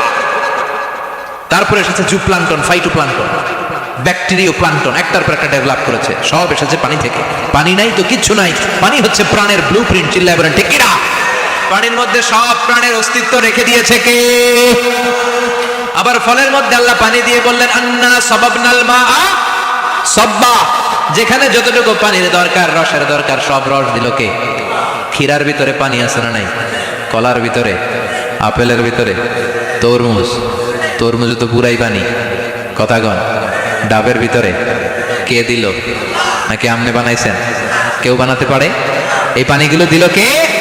আবার আল্লাহ বললেন মারাজাল বাহরাইনি ইয়ালতাকিয়ানি বাইনাহুমা বারযাখুল লা ইয়াবগিয়ান ফাবিআইয়ি আলাই রাব্বিকুমা তুকাযযিবান। দুই দিকে সাগর বয়ে যায়, একদিকে এলো না পানি, একদিকে মিঠা পানি, একসাথে সাগরটা বয়ে যায়, কিন্তু মাঝখানে এমন ব্লকেজ, একটার পানি আর একটার সাথে মিশে না। আটকায় রাখলো কে? দেখছেন আপনারা কোথাও এটা? কই দেখছিলেন? গোয়ালন্দ, বুড়িগঙ্গার এখানে একসাথে পানি বয়ে যায়। এই জায়গায় পানি, এই জায়গায় পানি মিলে না, মিশে না। দাউদকান্দির এখানেও আছে, মিশে না। এর কারণ এই পাশের পানি, এটা ডেনসিটি হাই, বেশি ঘন, এটা ডেনসিটি লো, এটা পাতলা। এটা টেম্পারেচার হাই, এটা টেম্পারেচার কম। এটা লবণ বেশি, এটা লবণ কম। দুইটা দুই পানি একসাথে বয়ে যায়, একটার সাথে আরেকটা মিশে না। এই কারিগরটা কে? চিল্লায় বলতে হবে কে? সেজন্য আল্লাহ বললেন গোলাম পানি দিয়ে আমি বানালাম, পানি ছাড়া বাঁচবি না। এজন্য সব জায়গায় পানির ব্যবস্থা করে দিয়েছে কে? আবার বেশি পানি হলেও মরার ব্যবস্থা আছে না নাই? সাইয়েদনা নূহ আলাইহিস সালামের কওমকে বন্যা দিয়ে ধ্বংস করেছে কে? এজন্য পানি চাইবো কার কাছে? কথা কর। আল্লাহ মেঘ দে পানি দে, ছায়া দে রে তুই আল্লাহ মেঘ দে। সবাই পড়েন না? আল্লাহ মেঘ দে পানি দে, ছায়া দে রে তুই আল্লাহ মেঘ দে। দেয়ার মালিক একজন, তিনি কে? চাইতে হবে কার কাছে? সব ক্ষমতার মালিক কে? নাকি আমরা? আমরা ক্ষমতার মালিক আর জীবনে কোনোদিন বলবেন? মানুষ সকল ক্ষমতার উৎস, এই কথা কোনোদিন বলা যাবে? সকল ক্ষমতার একচ্ছত্র নিরঙ্কুশ মালিকানা একজনের, চিৎকার করে বলতে হবে তিনি কে? বিপদে আপদে সবসময় আমরা তার কাছে চাই, তার কাছে ফিরে। আল্লাহ আমাদের সবাইকে কথাগুলো বুঝার আমল করার তৌফিক দান। আরো জোরে পড়েন আমিন। যতগুলো কথা বললাম কোরআন সুন্নাহর আলোকে বলেছি, বানিয়ে কিছু বলি নাই। তারপরেও আমার মনের অজান্তে কোনো মিস ইনফরমেশন যদি আমার মুখ ফসকে বেরিয়ে যায়, সেগুলো যেন আল্লাহ তাআলা আপনাদের স্মৃতিপট থেকে মুছে দেয়। পড়েন আমিন। সত্য সুন্দর হকের পক্ষে যা বললাম তার সব যেন আল্লাহ আমাদের সবাইকে আমলের তৌফিক দান করে। আমরা পড়ি আমিন। আল্লাহুম্মা আমিন। يا رب لك الحمد كما ينبغي لجلال وجهك وعظيم سلطانك، لك الحمد بالإيمان، لك الحمد بالإسلام، لك الحمد بالقرآن. اللهم اجعل حزاننا وذهاب همومنا وغمومنا واجعله شفيعنا يوم الحساب، وارزقنا تلاوته آناء الليل وأطراف النهار. ربنا ظلمنا أنفسنا وإن لم تغفر لنا وترحمنا لنكونن من الخاسرين. ربنا آتنا في الدنيا حسنة وفي الآخرة حسنة وقنا عذاب النار. اللهم إنك عفو كريم تحب العفو فاعف عنا. اللهم إنك عفو كريم تحب العفو فاعف عنا. اللهم ارزقنا حسن الخواتيم. اللهم ارزقنا حسن الخواتيم. اللهم أعنا على ذكرك وشكرك وحسن عبادتك. اللهم إنا نسألك الهدى والتقى والعفاف والغنى. اللهم حبب إلينا الإيمان وزينه في 60টা জিনিস মানুষ মরে যাওয়ার পরে তার কবরে পৌঁছতে থাকে। ইন্না মিম্মা ইয়ালহাকুল মুমিন মিন হাসানাতিহি বা'দা মাউতিহি। মানুষ মরে যাওয়ার পরেও যে 60টা জিনিস তার কবরে পৌঁছায়, তার মধ্যে একটা হচ্ছে মসজিদান বানাহু। সে যে মসজিদ বানিয়ে গিয়েছে, ওই মসজিদের সওয়াব। সুবহানাল্লাহ পড়েন। আপনি টাকা দিয়ে মসজিদ বানিয়ে দিলেন, ওই মসজিদে মুসল্লিরা নামাজ পড়ে, রোজাদাররা এসে ওখানে ইফতার খায়, তাহাজ্জুদ আদায়কারীরা তাহাজ্জুদ পড়ে, তাদের সওয়াবের কমতি হবে না, কিন্তু তাদের সওয়াবের একটা পার্সেন্টেজ সওয়াব যে ব্যক্তি মসজিদ বানালো তার আমলনামায় আল্লাহ ঢুকিয়ে দেয়। এজন্য বেশি বেশি মসজিদ বানাতে রাজি আছেন তো? আল্লাহর হাবিব সাল্লাল্লাহু আলাইহি ওয়াসাল্লাম বললেন, সাবআতুন ইউযিল্লুহুমুল্লাহু ফি যিল্লি ইয়াওমা লা যিল্লা ইল্লা যিল্লু। 7 শ্রেণীর ব্যক্তিকে আল্লাহ তাআলা কিয়ামতের দিন আরশের নিচে ছায়া দিবে, যেদিন আল্লাহর আরশের ছায়া ছাড়া কোনো ছায়া পৃথিবীতে থাকবে না। সেই দিনটা কি এই দিনের মতো? কিয়ামতের দিনটা আজকের এই দিনের মতো হবে? 50,000 বছর হবে। এটা লেন্থ, এটা ডিউরেশন। কাআন সাফসাফা লা তারা ফিহা ইওয়াজা ওয়ালা আমতা। লেভেল প্লেইং ফিল্ড, তামার জমিন। একটু কল্পনা করেন তো ওই দিনটা কত ভয়ঙ্কর। বাবা ছেলেরে চিনবে না ওই দিন, ছেলে বাবারে চিনবে না, স্ত্রী স্বামীকে চিনবে না, স্বামী স্ত্রীকে চিনবে না, পীর সাহেব মুরিদ চিনবে না, মুরিদ পীর সাহেবকে চিনবে না, নেতা কর্মীকে চিনবে না, কর্মী নেতাকে চিনবে না। হায় হায়, ইয়া নাফসি বলে কাঁদবে। সূর্যটা মাথার কাছে চলে আসবে, সূর্যের তাপে মাথার মগজগুলো গলে গলে নাকের ছিদ্র আর কানের ছিদ্র দিয়ে টপ টপ করে বেয়ে বেয়ে পড়বে। তৃষ্ণায় মানুষগুলো পাগল পাড়া, জিহ্বাটা বের হয়ে নাভি পর্যন্ত ঝুলতে থাকবে। সেদিন সবাই পাগলের মতো ছুটতে থাকবে, কোনো ছায়া নাই আল্লাহর আরশের ছায়া ছাড়া। আল্লাহর হাবিব বললেন, 7 শ্রেণীর ব্যক্তিকে আল্লাহ তাআলা আরশের নিচে ছায়া দিবেন। এর মধ্যে 1 শ্রেণীর ব্যক্তি রাজুলুন কলবুহু মুআল্লাকুন বিল মাসাজিদ। ওই ব্যক্তি যার হৃদয়টা সবসময় আল্লাহর মসজিদের সাথে লেগে থাকে। মসজিদের সাথে যার হৃদয় লেগে থাকে তাকে আরশের নিচে ছায়া দিবে কে? এজন্য মসজিদের সাথে যেন আমাদের হৃদয়গুলো লেগে থাকে। অনেকেই দেখবেন এত ভালো নামাজি, জোহর পরে টেনশন করে আসরটা কই করবো, আসর পরে চিন্তা করে মাগরিবের সময় আমি কোথায় থাকবো, মাগরিবের সময় টেনশন, ইস এশাটা হয়ে গেলেই তো শেষ। এরকম লোক আছে না নাই? এদেরকে সেই কঠিন ভয়াবহ দিনে আরশের নিচে ছায়া দিবে কে? তারপরে মসজিদ আমাদের 4 নাম্বার পদ্ধতি, মসজিদকে পরিচ্ছন্ন রাখা, মসজিদকে ঝাড়ু দেয়া। মসজিদকে যারা পরিষ্কার করে তাদের হৃদয়ের যন্ত্রণা দূর করে দেয় কে? সাইয়েদনা ইব্রাহিম আলাইহিস সালাম এবং ইসমাঈল আলাইহিস সালামকে আল্লাহ তাআলা আদেশ করেছেন, তাহহিরা বাইতিয়া লিত-তাইফিনা ওয়াল আকিফিনা ওয়ার রুকআইস সুজুদ। হে ইব্রাহিম ইসমাঈল, বাপ বেটা দুইজন মিলে মসজিদ ঝাড়ু দাও। কি ঝাড়ু দাও? মসজিদেরি ঝাড়ু বাড়দার ও কামারে হাত শোনো আমারে মুনাজাত পড়েন শোনো শোনো ইয়া ইলাহি আমারে মুনাজাত শোনো আমারে মুনাজাত পড়েন আমিন। মসজিদ ঝাড়ু দেওয়া মসজিদ আমাদের অন্তর্ভুক্ত। আপনারা কেউ কোনোদিন মসজিদ ঝাড়ু দিয়েছেন নাকি? কে কে দিয়েছেন দেখি? সবাই সবাই মসজিদের খাদেম, মাশাআল্লাহ। আমিও দিছি মসজিদ ঝাড়ু, অনেক দিছি, মাশাআল্লাহ। আল্লাহ তুমি কবুল করো।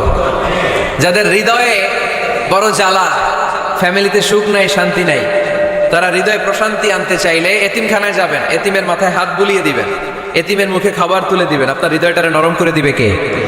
আল্লাহর ঘর মসজিদে যাবেন, নিজ হাতে মসজিদটারে একটু পরিষ্কার করে দিবেন, আপনার জীবনটারে উজালা করে দিবে কে? তাহলে এগুলো করার মাধ্যমে আমরা মসজিদের আবাদ করতে চাই। আমরা মসজিদের আবাদকারী হতে চাই কি চাই না? আল্লাহর ঘর মসজিদ আবাদ করার মতো শ্রেষ্ঠ কাজ পৃথিবীতে হতে পারে না। এই মসজিদের কিছু আদব আছে, আল্লাহ রাসূল সাল্লাল্লাহু আলাইহি ওয়াসাল্লাম বলেছেন এই আদবগুলো মেনটেন করে যেন আল্লাহর ঘর মসজিদের সাথে আমরা ব্যবহার করি। মসজিদের 1 নম্বর আদব হচ্ছে মসজিদে ওযুর সাথে প্রবেশ করা। কিসের সাথে? ওযু করে পরিচ্ছন্ন হয়ে মসজিদে প্রবেশ করা। এজন্য অপবিত্র অবস্থায় গোসল ফরজ, এরকম অবস্থায় মসজিদে ঢোকা যাবে? কথা বলেন, ঢোকা যায়? যেই নারীদের মাসিক চলতেছে, মেনস্ট্রুয়েশনাল পিরিয়ড চলতেছে, ওই নারীদের পক্ষে মসজিদে ঢোকা যায় আছে? নাই। তাহলে এটা হলো 1 নম্বর আদব। মসজিদে ঢোকার সময় কি করে ঢুকবো? ওযু করে। আওয়াজ করে বলেন, কি করে ঢুকবো? ওযু করে। 2 নম্বর আদব হচ্ছে মসজিদে যাওয়ার সময় সবচেয়ে ভালো জামাটা পরে যাও, সবচেয়ে ভালো পাঞ্জাবিটা পরে যাও। জানতো আপনারা? না সবচেয়ে সিরাটা পরে যাও? হ্যাঁ, অনেকের নামাজের জন্য একটা পুরান জামা আছে, সিরা পাড়া, এদিকে হাত উঠালে এদিকে দেখা যায়, আছে না নাই? সবচেয়ে সিরা পাড়াটা রাখে নামাজের জন্য, কপাল পোড়া। আর সুন্নাতে খাতনার অনুষ্ঠানে গেলে মাশাআল্লাহ লেহেঙ্গা গায়ে দেওয়া যায়, আছে না নাই? না, আপনি ইবাদতের জন্য সবচেয়ে সুন্দর জামাটা রাখবেন। এজন্য রাব্বুল আলামিন বলেন, ইয়া বানি আদম খুযু জিনাতাকুম ইনদা কুল্লি মসজিদ। ও বনি আদম, তুমি যখন আল্লাহর ঘর মসজিদে ঢুকবা, ও বনি আদম, তুমি যখন নামাজের মুসল্লায় দাঁড়াবা, তোমার সবচাইতে দামি, সবচাইতে সুন্দর জামাটা গায়ে দিয়ে তুমি নামাজে দাঁড়াও। ঠিক কি না? তাহলে এখন মসজিদে যাওয়ার সময় কি গায়ে দিয়ে যাবেন বলেন? খিতা করবেন? হ্যাঁ, মাশাআল্লাহ। হ্যাঁ, সবচেয়ে ভালো কাপড়টা আয়রন করে পারফিউম মেখে তারপরে আমরা যাব। রাজি আছেন তো? 3 নম্বর আদব হচ্ছে মসজিদে ঢোকার সময় বাম পা দিয়ে ঢুকতে হয়।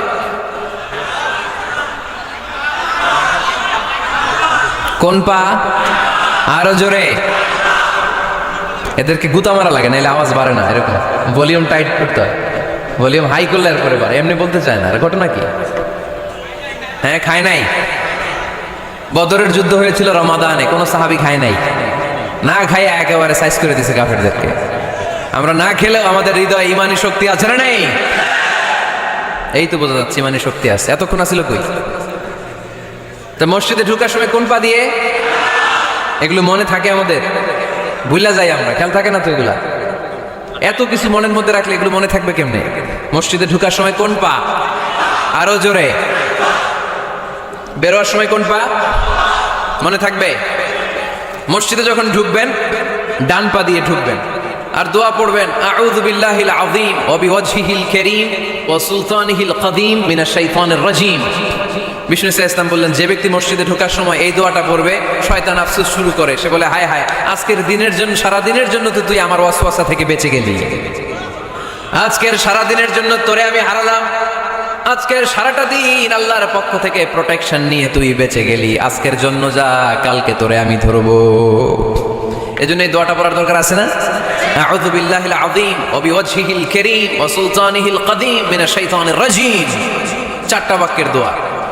মুখস্থ করতে কষ্ট হলে যে ইউটিউবে চলে যাবে আজকেই, ওখান থেকে শুনে আপনারা মুখস্থ করে নেবেন। এই দোয়াটা পড়বেন, তাহলে ওই দিনের জন্য শয়তানের ওয়াসওয়াসা, টেম্পটেশন, প্রভোকেশন থেকে আপনি আল্লাহ তাআলার প্রোটেকশনে চলে গেলেন। সুবহানাল্লাহ পড়েন। তারপর আল্লাহর হাবিব বললেন, ঢোকার আগে আমারে সালাম দাও। পড়বেন, আসসালামু আলাইকা আইয়ুহান নাবিয়্যু ওয়া রাহমাতুল্লাহি ওয়া বারাকাত। এই 2টা জিনিস যখন করে ফেললেন, তখন ডান পা দিয়ে পড়বেন, আল্লাহুম্মা ফতাহ আলী আবওয়াবা রাহমাতিক। সুবহানাল্লাহ পড়েন। আল্লাহুম্মা আফতাহলি, ও আল্লাহ আমার জন্য তুমি খুলে দাও আবওয়াবা রাহমাতিক, তোমার রহমতের দরজা। তার মানে মসজিদে ঢুকলে রহমত পাওয়া যায় কি যায় না? মসজিদে ঢুকলে পাওয়া যায় রহমত, মসজিদের বাইরে রহমতের কথা আল্লাহ বলে নাই। মসজিদের ভিতরে রহমত। কোথায় রহমত? কোথায়? মসজিদের ভিতরে রহমত আছে না? তার প্রমাণ মসজিদে ঢুকলেই শান্তি লাগে কেমন জানি, আর ঘুমে ধরে। মসজিদে ঘুমাইছেন কারা কারা দেখি? সবাই ঘুমাইছেন? আরে আমি কত ঘুমাইছি। জুমার নামাজের সময় যে কি ঘুম আসে, আসে আসে কমন পড়ছে, একেবারে কমন পড়ে গেছে। ঘুম আসে কারণ রহমতের ঝিরি ঝিরি বাড়ি ধারা আল্লাহ তাআলা আরশের উপর থেকে নাজিল করতে থাকেন। আর এই রহমতের কারণে হৃদয়টা প্রশান্ত হয়ে যায়, অনেকের ঘুমও চলে আসে, ঠিক কি না? এই জন্য আল্লাহুম্মা আফতাহলি আবওয়াবা রাহমাতিক, ও আল্লাহ তোমার রহমতের দরজাগুলো আমার জন্য খুলে দাও। এই দোয়া পড়লে রহমতের দরজা খুলে দেয় কে? আবার মসজিদ থেকে যখন বের হবেন তখন কোন পা দিয়ে? জোরে বলেন। বাম পা দিয়ে কি পড়বেন? আল্লাহুম্মা ইন্নী আসআলুকা মিন ফাদলিক, ও আল্লাহ তোমার কাছে আমি তোমার পক্ষ থেকে ফদল চাই, মানে রিজিক চাই। রিজিক দেওয়ার মালিক কে? তার মানে খুব সোজা সাপটা কথা হচ্ছে, মসজিদের ভিতরে পাওয়া যায় রহমত, আর বাইরে পাওয়া যায় ফদল বা রিজিক। বাইরে পাওয়া যায় কি? রিজিক। মসজিদের ভিতরে রিজিক আছে। তার মানে সারাদিন মসজিদে বসে থাকলে রিজিক মিলবে? নামাজের সময় নামাজ পড়তে হবে, কাজের সময় কাজ করতে হবে, এটাই হচ্ছে ইসলামের বিধান। নামাজের সময় নামাজ, কাজের সময়। আমি প্রশ্ন করবো, আওয়াজ করে উত্তর দেন। নামাজের সময়, কাজের সময়, নামাজের সময়, কাজের সময়, এটা মনে থাকবে। এজন্য আল্লাহ বলেন ফাইদা কুদিয়াতিস সালাতু ফান্তাশিরু ফিল আরদি ওয়াবতাগু মিন ফাদলিল্লাহ, যখন তোমাদের সালাত শেষ হয়ে যায় আল্লাহর রিজিক অন্বেষণের জন্য আল্লাহর জমিনে তোমরা ছড়িয়ে যাও। নামাজের সময় আসবেন, নামাজ শেষ বের হয়ে যান। ফান্তাশিরু ফিল আরদ, জমিনে ছড়িয়ে পড়ো। নামাজ শেষ চেয়ারম্যান সাহেব চলে যাবে ইউনিয়ন পরিষদের ভেতরে, ছাত্ররা চলে যাবে হাই স্কুলে, মেম্বার অফ দ্য পার্লামেন্ট চলে যাবে সংসদে, সেনাবাহিনীর লোকেরা চলে যাবে ক্যান্টনমেন্টে, ব্যবসায়ীরা চলে যাবে তাদের বাজারে, সিএনজি ওয়ালারা সিএনজি নিয়ে ব্যবসা শুরু করবে, রাস্তায় নেমে যাবে, চিল্লায় বলেন ঠিক কিনা? এটাই ইসলামের বিধান। নামাজের সময় নামাজ, কাজের সময়। আচ্ছা, তাহলে প্রথম সুন্নাত পেলাম, পবিত্র হয়ে ঢুকবো, ভালো জামা পরে ঢুকবো 2 নাম্বার। 3 নাম্বার, ঢুকার সময় কোন পা? বের হওয়ার সময়। 4 নাম্বার, মসজিদে ঢুকেই 2 রাকাত। মসজিদে ঢুকে কয় রাকাত পড়েন আপনারা? তাহিয়াতুল মসজিদ, মসজিদে আপনি ওয়েলকাম জানাবেন, ঢুকেই 2 রাকাত পড়বেন, ওযু করলে 2 রাকাত। আল্লাহর হাবিব সাল্লাল্লাহু আলাইহি ওয়াসাল্লাম মসজিদে নববীতে জুমার খুতবা দিচ্ছেন। খুতবা চলাকালীন সময়ে এক সাহাবী এসে মসজিদের মধ্যে বসে পড়লেন। আল্লাহর হাবিব সাল্লাল্লাহু আলাইহি ওয়াসাল্লাম সাহাবীরে বললেন দাঁড়াও। সাহাবী দাঁড়ালেন। আল্লাহর নবী জিজ্ঞেস করলেন কেন বসে বললা? 2 রাকাত পড়ছো নাকি? সাহাবী বলে পড়ি নাই। বিশ্বনবী বললেন তাহলে তাড়াতাড়ি 2 রাকাত নামাজ পড়ে বসে যাও। সুবহানাল্লাহ পড়েন। 2 রাকাত পড়ো নাই তো পড়ো, দাঁড়াও, তারপরে বসো। দেখেন খুতবা চলাকালীন সময় আমাদের খতিবরা কখনো খুতবা থামায়? কথা বুঝেন নাই? জুমার খুতবা আপনারা শোনেন না? খুতবা চলতেছে, ওই মুহূর্তে ইমাম সাহেবরা কখনো খুতবা থামায়? মাঝখানে কোনো ঝামেলা হলে থামায় না।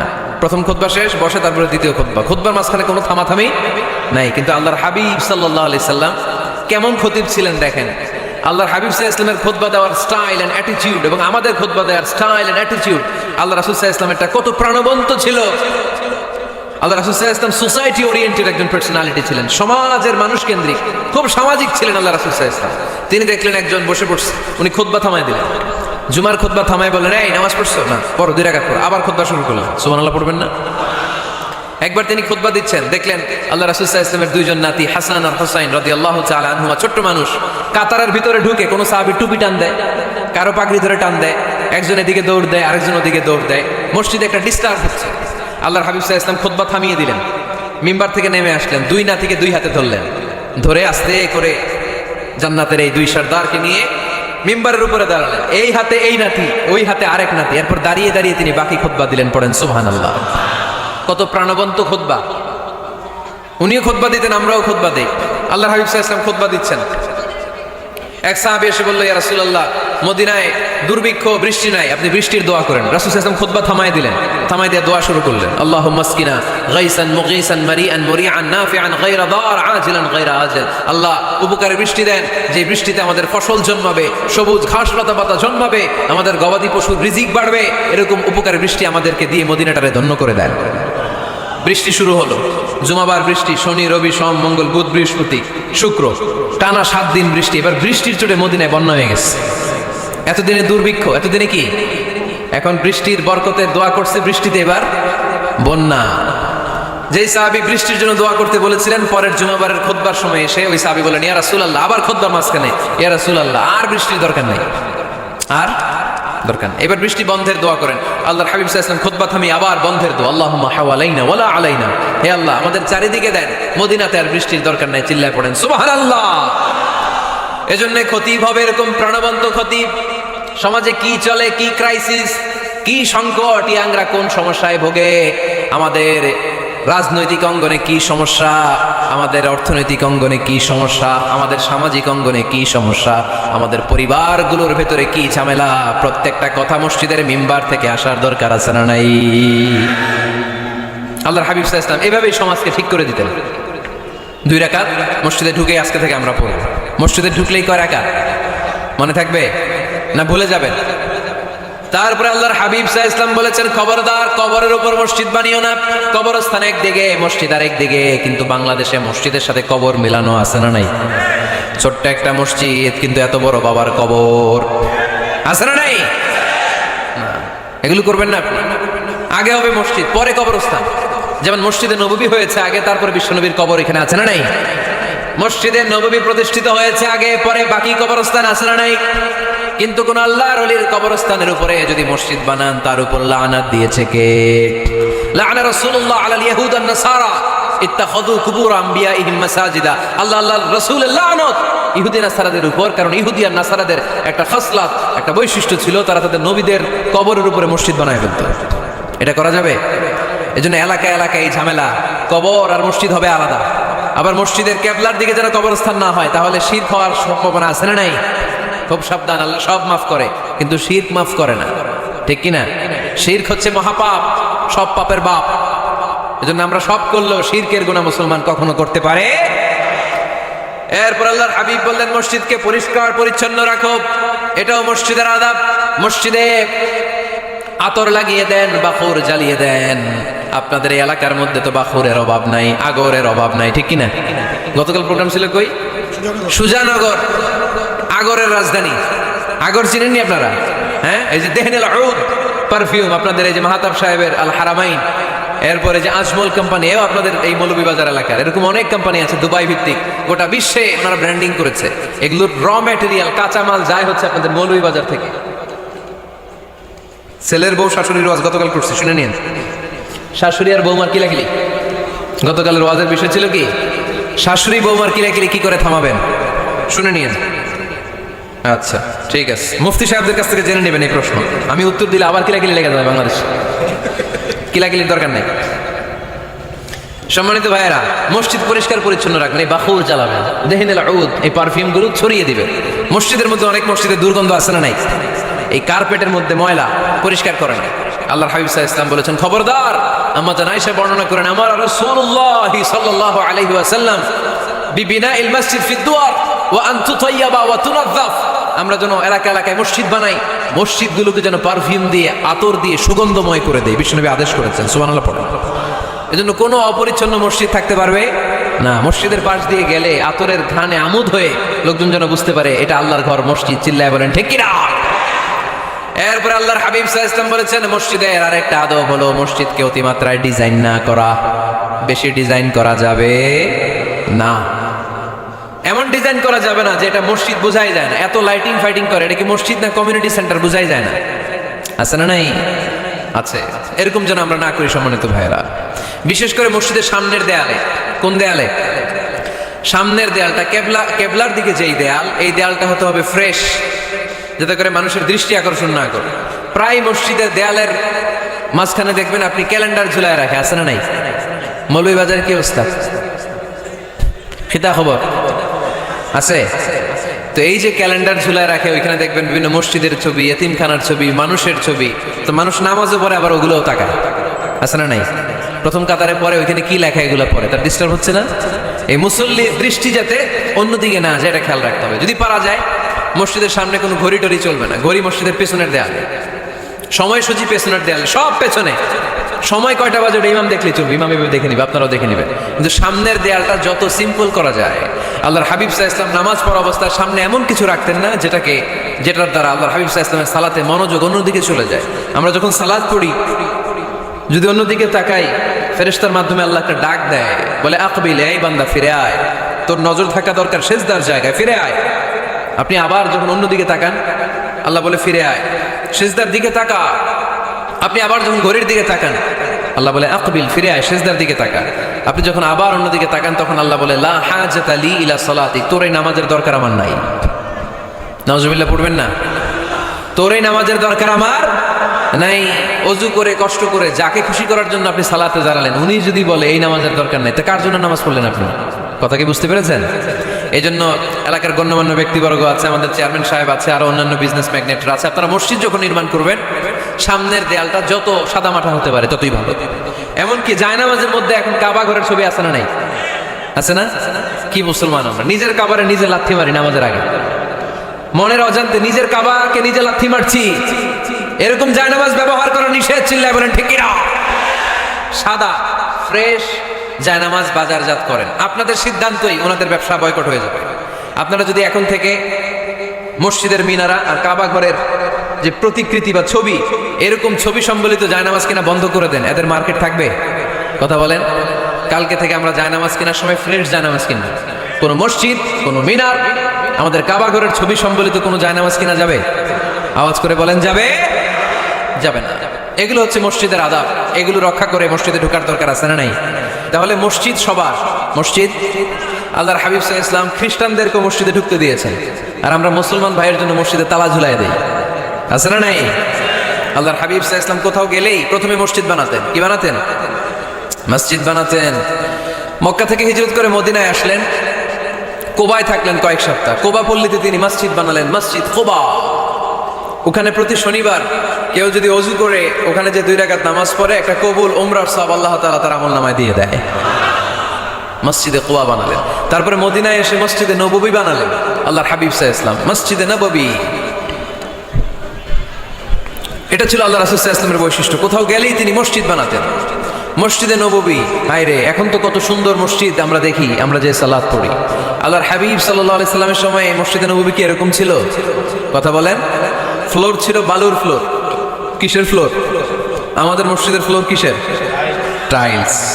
আর আল্লাহ রাসূল সাল্লাল্লাহু আলাইহি ওয়াসাল্লামের মসজিদে নববীর ফ্লোর কিসের? কথা বলে না। তো আওয়াজ করে উত্তর দেন না কেন? কষ্ট হচ্ছে? দুপুরে খাইছেন না সবাই? কেন খান নাই কেন? রোজা রাখছিলেন? হ্যাঁ, ফজর বাদে আইছি। আচ্ছা ঠিক আছে, ঠিক আছে।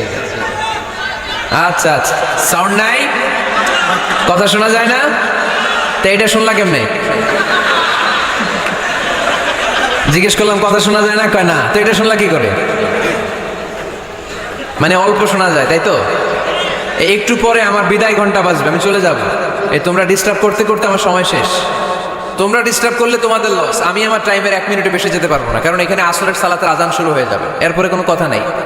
আর বক্তব্য লম্বা করা এটা বেদাত। এই বেদাতকে আমি সুন্নাতের মধ্যে আনতে চাচ্ছি।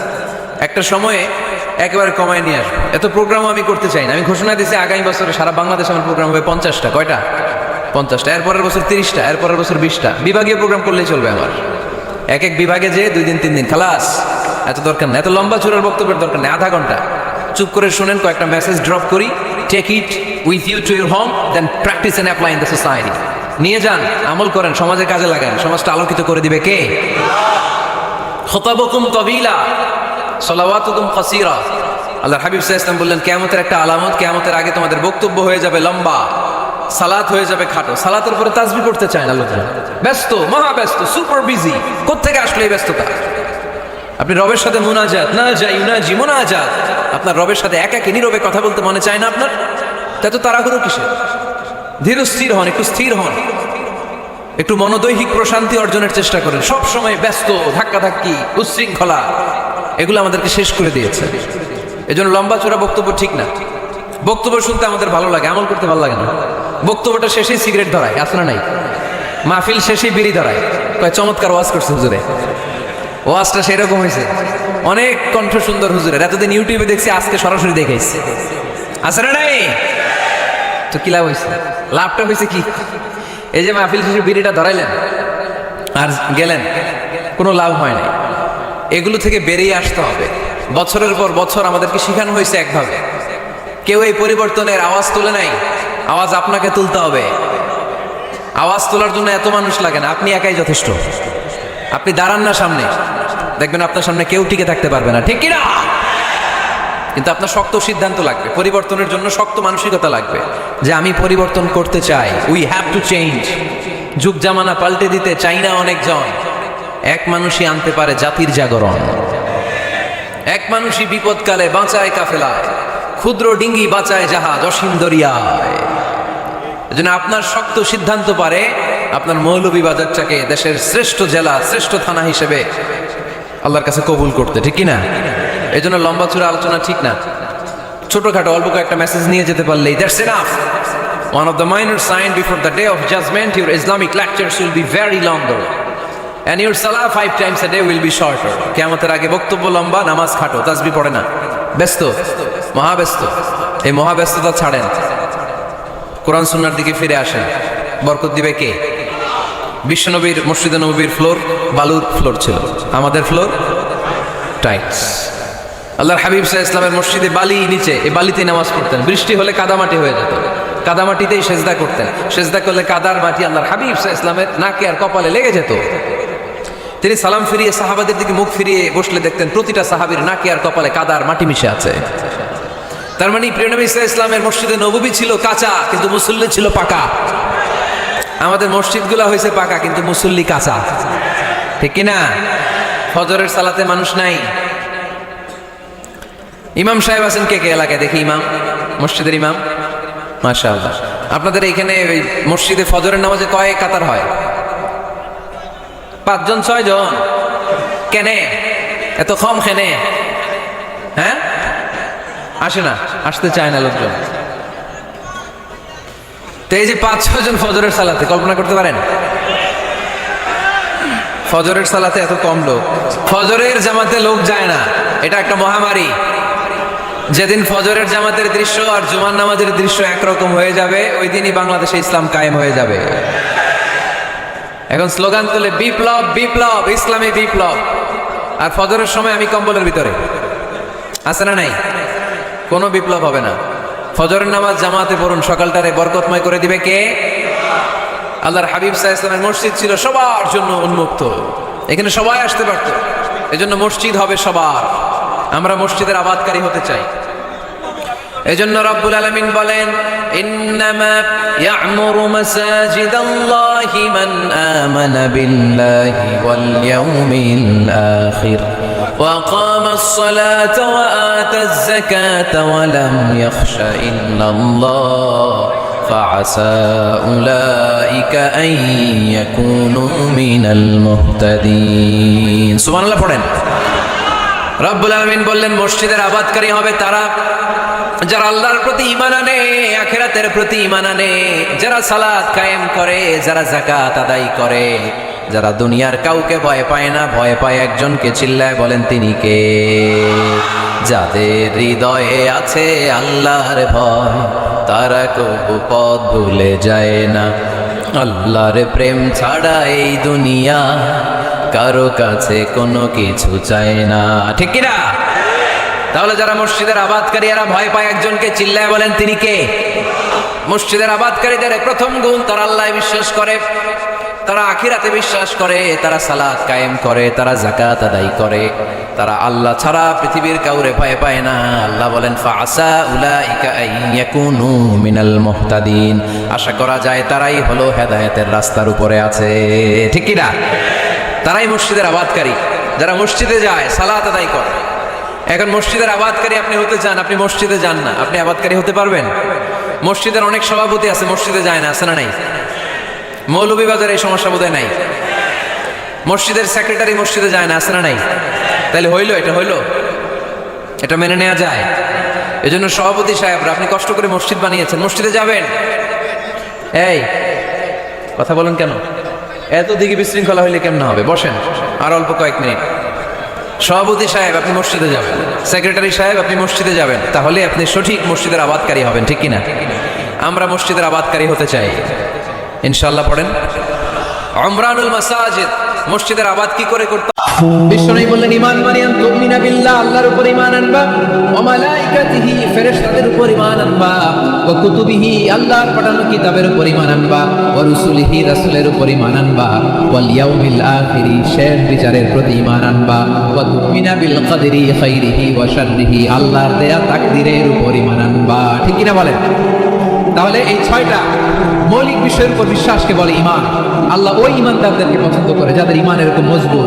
আল্লাহ বললেন, ওয়াল মুমিনিনা ওয়াল মুমিনাতি, ঈমানদার পুরুষ এবং নারীরাও আমার কাছে বড় প্রিয়।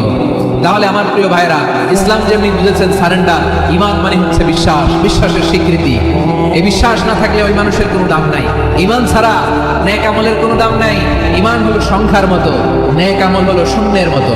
বুঝে থাকলে উত্তর দেন, ঈমান কিসের মতো? কথা বলে না, বুঝে নাই বোধহয়। ঈমান কিসের মতো? সংখ্যা। আর নেক আমল শূন্য। আচ্ছা, আপনি ঈমান আনেন না, ঈমান ছাড়া খালি নেক আমল, তাহাজ্জুদ, নামাজ, রোজা, জিকির, আজকার, এক এক ইবাদতের কারণে খালি শূন্য পাইতেছেন। শূন্য পেতে পেতে পেতে পেতে হাজারটা শূন্য। এটার কোনো দাম আছে? কথা কয় না, দাম আছে। কিন্তু আপনি ঈমান আনার পর একটা সংখ্যা পেয়ে গেলেন, এক। এবার নেক আমল করলে একের পাশে শূন্য বসে গেলে কত হয়? 10। এবার আবার দান করলেন, আরেকটা শূন্য পাইছেন, কত হইছে? এবার আল্লাহর কোরআনের তেলাওয়াত করলেন, আরেক শূন্য, কত হইছে? এবার জিকির করলেন, আরেক শূন্য, কত হইছে? আবার ভালো কাজ করলেন, আরেক শূন্য, কত হইছে? এখন যত সৎকর্ম নেক আমল করেন, শূন্য যত বাড়ে, এটার দাম আছে না নাই? এজন্য আমার প্রিয় ভাইরা, ঈমানের দাম সবচেয়ে বেশি। ঈমান হলো সফলতার মাপকাঠি। টাকা যার বেশি সে সফল নয়, এই সমাজে দাপট যার বেশি সে সফল নয়, এই সমাজে খ্যাতি যার বেশি সে সফল নয়। যার হৃদয়ে ঈমান আছে, বিশ্বাস আছে, সেই সফল। ঠিক কি না? এজন্য রব্বুল আলামিন বলেন, ক্বাদ আফলাহাল মুমিনুনাল্লাযীনা হুম ফি সালাতিহিম খাশিউন, সফল হয়েছে তারা, ঈমান এনেছে যারা। আমার প্রিয় ভাইরা, এই ঈমান হলো সফলতার মাপকাঠি। এই ঈমান হলো বিজয়ের পূর্ব শর্ত। ইসলামের বিজয় আমরা বাংলাদেশে চাই কি চাই না? আওয়াজ করে বলে। রব্বুল আলামিন বলেন, ওয়ালা তাহিনু ওয়ালা তাহজানু ওয়া আনতুমুল আ'লাউনা ইন কুনতুম মুমিনিন। তোমরা চিন্তিত হয়ো না, ভেঙে পড়ো না, হতাশ হয়ো না, চিন্তিত হয়ো না, তোমাদেরই বিজয় হবে যদি তোমরা মুমিন হও। ঠিক কিনা বলেন? আপনারা কি অত্যাচার, আযাব, জুলুম দেখে ভয় পান? হ্যাঁ, নবীদের উপর অত্যাচার ছিল কি ছিল না? সাহাবাদের উপর ছিল কি ছিল না?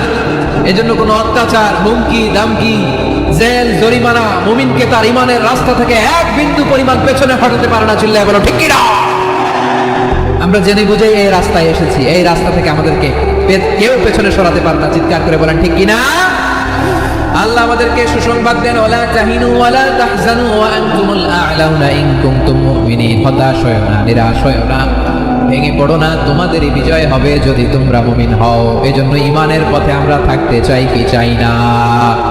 ঈমানের পথে অবিচল থেকে আমার মরণ যেন হয়। সবাই পড়েন আমিন। ঈমানের পথে অবিচল থেকে আমার মরণ যেন হয়।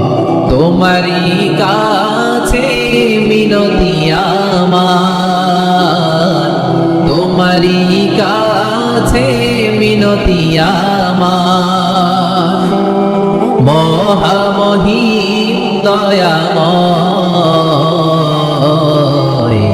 ঈমানের পথে অবিচল থেকে আমার মরণ যেন হয়। পড়েন আমিন।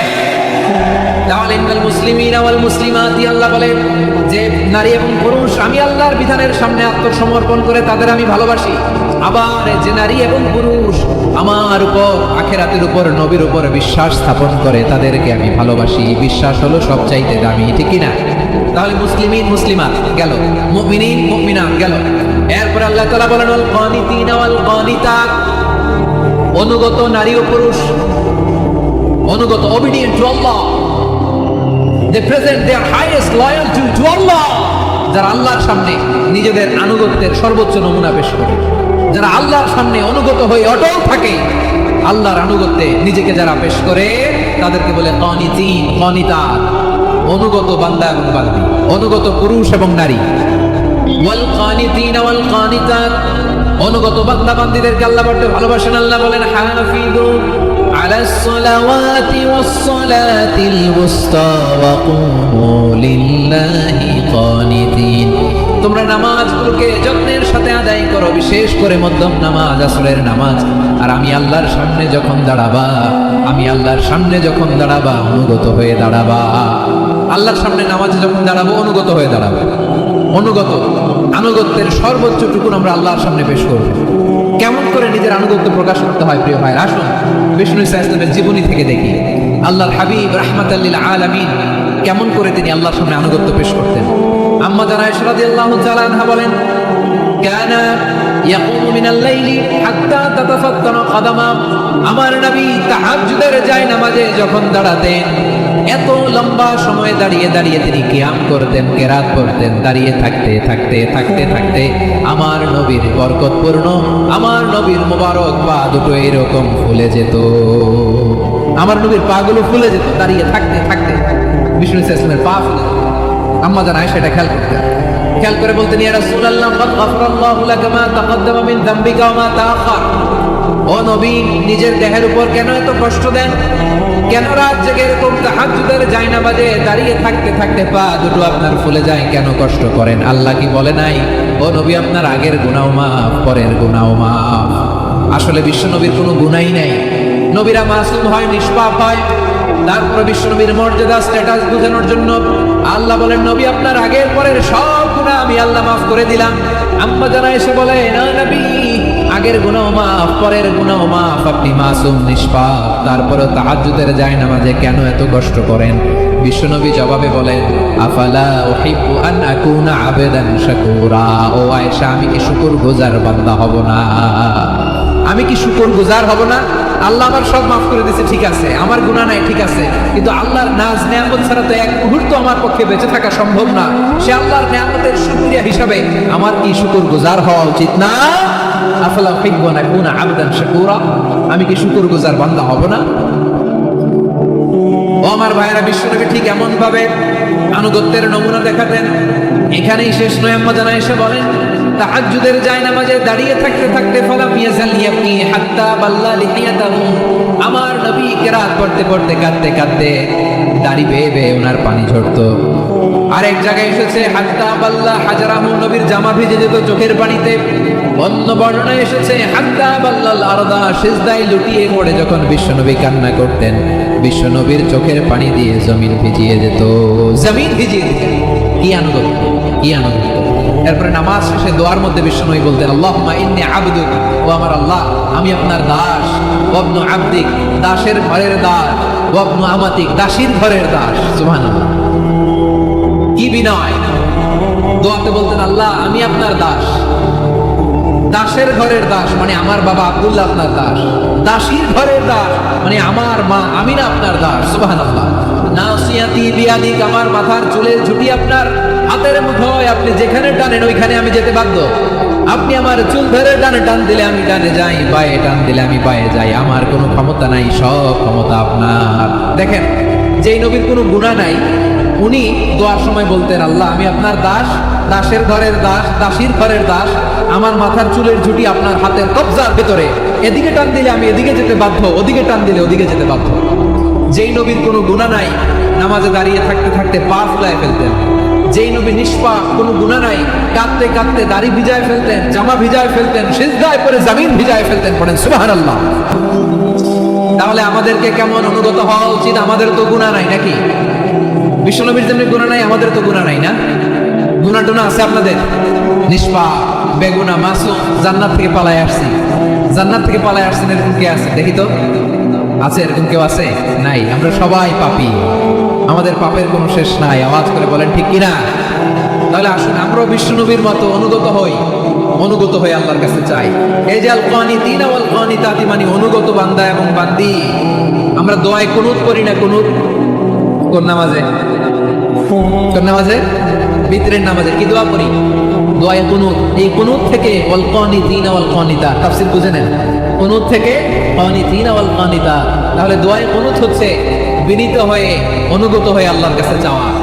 আমরা তখন দাঁড়িয়ে বলি আল্লাহুম্মা ইয়্যাকা না'বুদু ওয়া লাকা নুসাল্লি ওয়া নাসজুদ ওয়া ইলাইকা নাসআ ওয়া নাহফিদ নারজু রাহমাতাকা ওয়া নাখশা আযাবাকা ইন্না আযাবাকাল জিদ্দা বিল কুফফারি মুলহিক।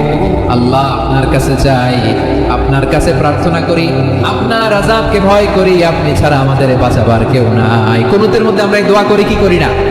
অনুগত হয়ে এই দোয়া করি। যারা রমজানের শেষ দশকে মক্কা শরীফে থেকেছেন, তারা শাইখ আব্দুর রহমান সুদাইসের কুনুত পেয়েছেন। যারা পেয়েছেন অথবা কেউ টিভিতে ভিডিওতে দেখেছেন, শাইখ আব্দুর রহমান সুদাইস 27-এর আলোচনায় 45 মিনিট থেকে 1 ঘন্টা দোয়ায় কুনুত করে। কতক্ষণ? আল্লাহুম্মা হদিনা ফিমান হাদাইত ওয়া আফিনা ফিমান আফাইত ওয়া তাওয়াল্লানা ফিমান তাওয়াল্লাইত وبارك لنا فيما أعطيت وقنا واصرف عنا برحمتك شر ما قضيت فإنك تقضي بالحق ولا يقضى عليك। এমন ভাবে হেরেম শরীফে মক্কায় শাইখ আব্দুর রহমান আস-সুদাইস দাঁড়িয়ে হাত তুলে লক্ষ লক্ষ উমরা পালনকারীদেরকে নিয়ে এক মুনাজাত ধরে কাঁদতে কাঁদতে মানুষ বেহুশ হয়ে যায়। দোয়ার কথা শুনে গায়ের লোম খারাপ হয়ে যায়, হৃদয় বিগলিত হয়ে যায়, চোখ দিয়ে দাঁড় করে পানি নামতে থাকে। 27-এর রাতে মক্কায় শাইখ আব্দুর রহমান আস-সুদাইসের দোয়ায় কুনুত যদি শুনেন, অনুগত হয়ে আল্লাহর কাছে যাওয়াকে বলে কুনুত। আল্লাহ বলেন আল কানিতিনা ওয়াল কানিতাতি, অনুগত বান্দাদেরকে আমি পছন্দ করি। আমার 3 নাম্বার পছন্দনীয় বান্দা হলো অনুগত নারী ও পুরুষ। সুবহানাল্লাহ পড়ে। তাহলে 10টার মধ্যে 3টা চলে গেল, কয়টা? তাহলে 1 নম্বরে আমরা আল্লাহর কাছে আত্মসমর্পণ করলাম, মুসলিমিন মুসলিমা। 2 নম্বরে মুমিনিন মুমিনাত, বিশ্বাসের স্বীকৃতি দিলাম। 3 নম্বরে কানিতিন কানিতাত, আল্লাহর সামনে অনুগত হয়ে দাঁড়ালাম, দোয়া করলাম। 4 নম্বরে সাদিকিন সাদিকাত, সত্যবাদী নারী ও পুরুষ। সত্যবাদী নারী ও পুরুষ। ইসলাম আমাদেরকে সত্যবাদী হতে বলে। কি বলে? সত্যবাদী হতে বলে। মিথ্যা বলতে নিষেধ করে, কারণ মিথ্যা সবচেয়ে বড় পাপ, সব পাপের বাপ। সব পাপের বড় পাপ হচ্ছে মিথ্যা। একটা মিথ্যা বললে ওইটারে ঢাকতে আরো 10টা মিথ্যা বলা লাগে, ওইটারে গোজামিল দিতে আরো 30টা মিথ্যা বলা লাগে। কি লাগে না? আর কোনোদিন মিথ্যা বলবেন? মিথ্যার সাথে আমাদের সম্পর্ক নাই। আওয়াজ করে বলেন, মিথ্যার সাথে আমাদের সম্পর্ক নাই। কিন্তু আমাদের সমাজে মিথ্যা আছে না নাই? হ্যাঁ, ময়মনসিংহবাসী মিথ্যা বলে না, সত্য বলে নাকি? মাশাআল্লাহ মাশাআল্লাহ। এখন মোবাইল ফোনের কারণে মিথ্যা আরো বেড়ে গেছে। বিছানায় শুয়ে আছে, অফিস থেকে ফোন দিছে, আপনি কোথায়? কয় স্যার জ্যামে আটকে আছি। জ্যামে আছে না নাই? আসলে কোথায়? হ্যাঁ, বিছানা। দেশের ভেতরে আছে, ফোন করছে একজন, বলে আমি একটু জরুরি কাজে দেশের বাইরে এসেছি। আছে না নাই? এরকম মিথ্যা কথা, মিথ্যা আশ্বাস। আমাদের নেতারা জনগণকে মিথ্যা আশ্বাস দেয় কি দেয় না? সব নেতারা দেয় তা বলি না, কিন্তু অনেকেই দেয়। এই মিথ্যা আশ্বাস যেন আমরা না দেই। সমাজে মিথ্যা বয়ান আছে না নাই? মিথ্যা ন্যারেটিভ আছে না নাই? আদালতে মিথ্যা সাক্ষী আছে না নাই? ওই সাক্ষীর উপর ভিত্তি করে মিথ্যা রায় আছে না নাই? ওই মিথ্যা সাক্ষীর উপর ভিত্তি করে আমরা এদেশে যাবজ্জীবন দেখেছি, এদেশে ফাঁসির কাস্টে ঝুলানোর নাটক মঞ্চায়ন করতে দেখেছি। আওয়াজ করে বলেন ঠিক কিনা? এই মিথ্যা আমরা চাই না, আমরা সত্য বলবো, কারণ আল্লাহ সত্যবাদী। আল্লাহ কি? সত্যবাদী। বিশ্বনবী ছিলেন সত্যবাদী, আমাদেরকেও তিনি সত্যবাদীদের সাথে থাকতে বলেছেন। তিনি আমাদেরকে বলেছেন সত্যাশ্রয়ী হতে। রব্বুল আলামিন বলেন ওমান আসদাকু মিনাল্লাহি হাদিসা, আল্লাহর চাইতে সত্যবাদী আর কেউ আছে নাকি বলেন? আল্লাহর চাইতে বেশি সত্যবাদী কেউ আছে? নাই, নাই। আবার বিশ্বনবীকে আল্লাহ বলেন কুল সাদাকাল্লাহ, ও নবী আপনি বলেন আল্লাহ সত্য বলেছেন। সাদাকাল্লাহ মানে সত্য বলেছেন, আল্লাহ সত্য বলেছেন। এই আদেশটি আল্লাহ তাআলা বিশ্বনবীকে দিয়ে বললেন কুল সাদাকাল্লাহ, ও নবী আপনি বলে দেন আল্লাহ সত্য বলেছেন। এই জন্য আল্লাহর বাণী তেলাওয়াত করার পরে কারি সাহেবরা দেখবেন পড়ে সাদাকাল্লাহুল আযীম।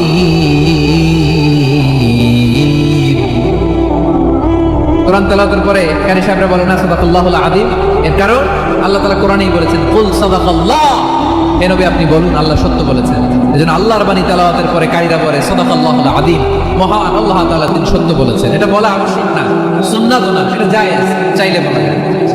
তার মানে আল্লাহ তাআলা সত্যবাদী, আমার নবীও ছিলেন সত্যবাদী, আল্লাহর হাবিব ছিলেন as-সাদিকুল আমিন, সত্যবাদী আমানতদার। আমার নবীর চাইতে বেশি আমানতদার মক্কায় কেউ ছিল না, আল্লাহর হাবিবের চাইতে বেশি আমানতদার কেউ ছিল না, তার চাইতে সত্যবাদী কেউ ছিল না। আমার নবী ওনার গোটা জিন্দেগিতে একটা মিথ্যাও বলে নাই। সুবহানাল্লাহ পড়েন। আল্লাহর হাবিব রাহমাতুল লিল আলামিন উনি জিন্দেগিতে কখনো একটা মিথ্যা বলেছেন?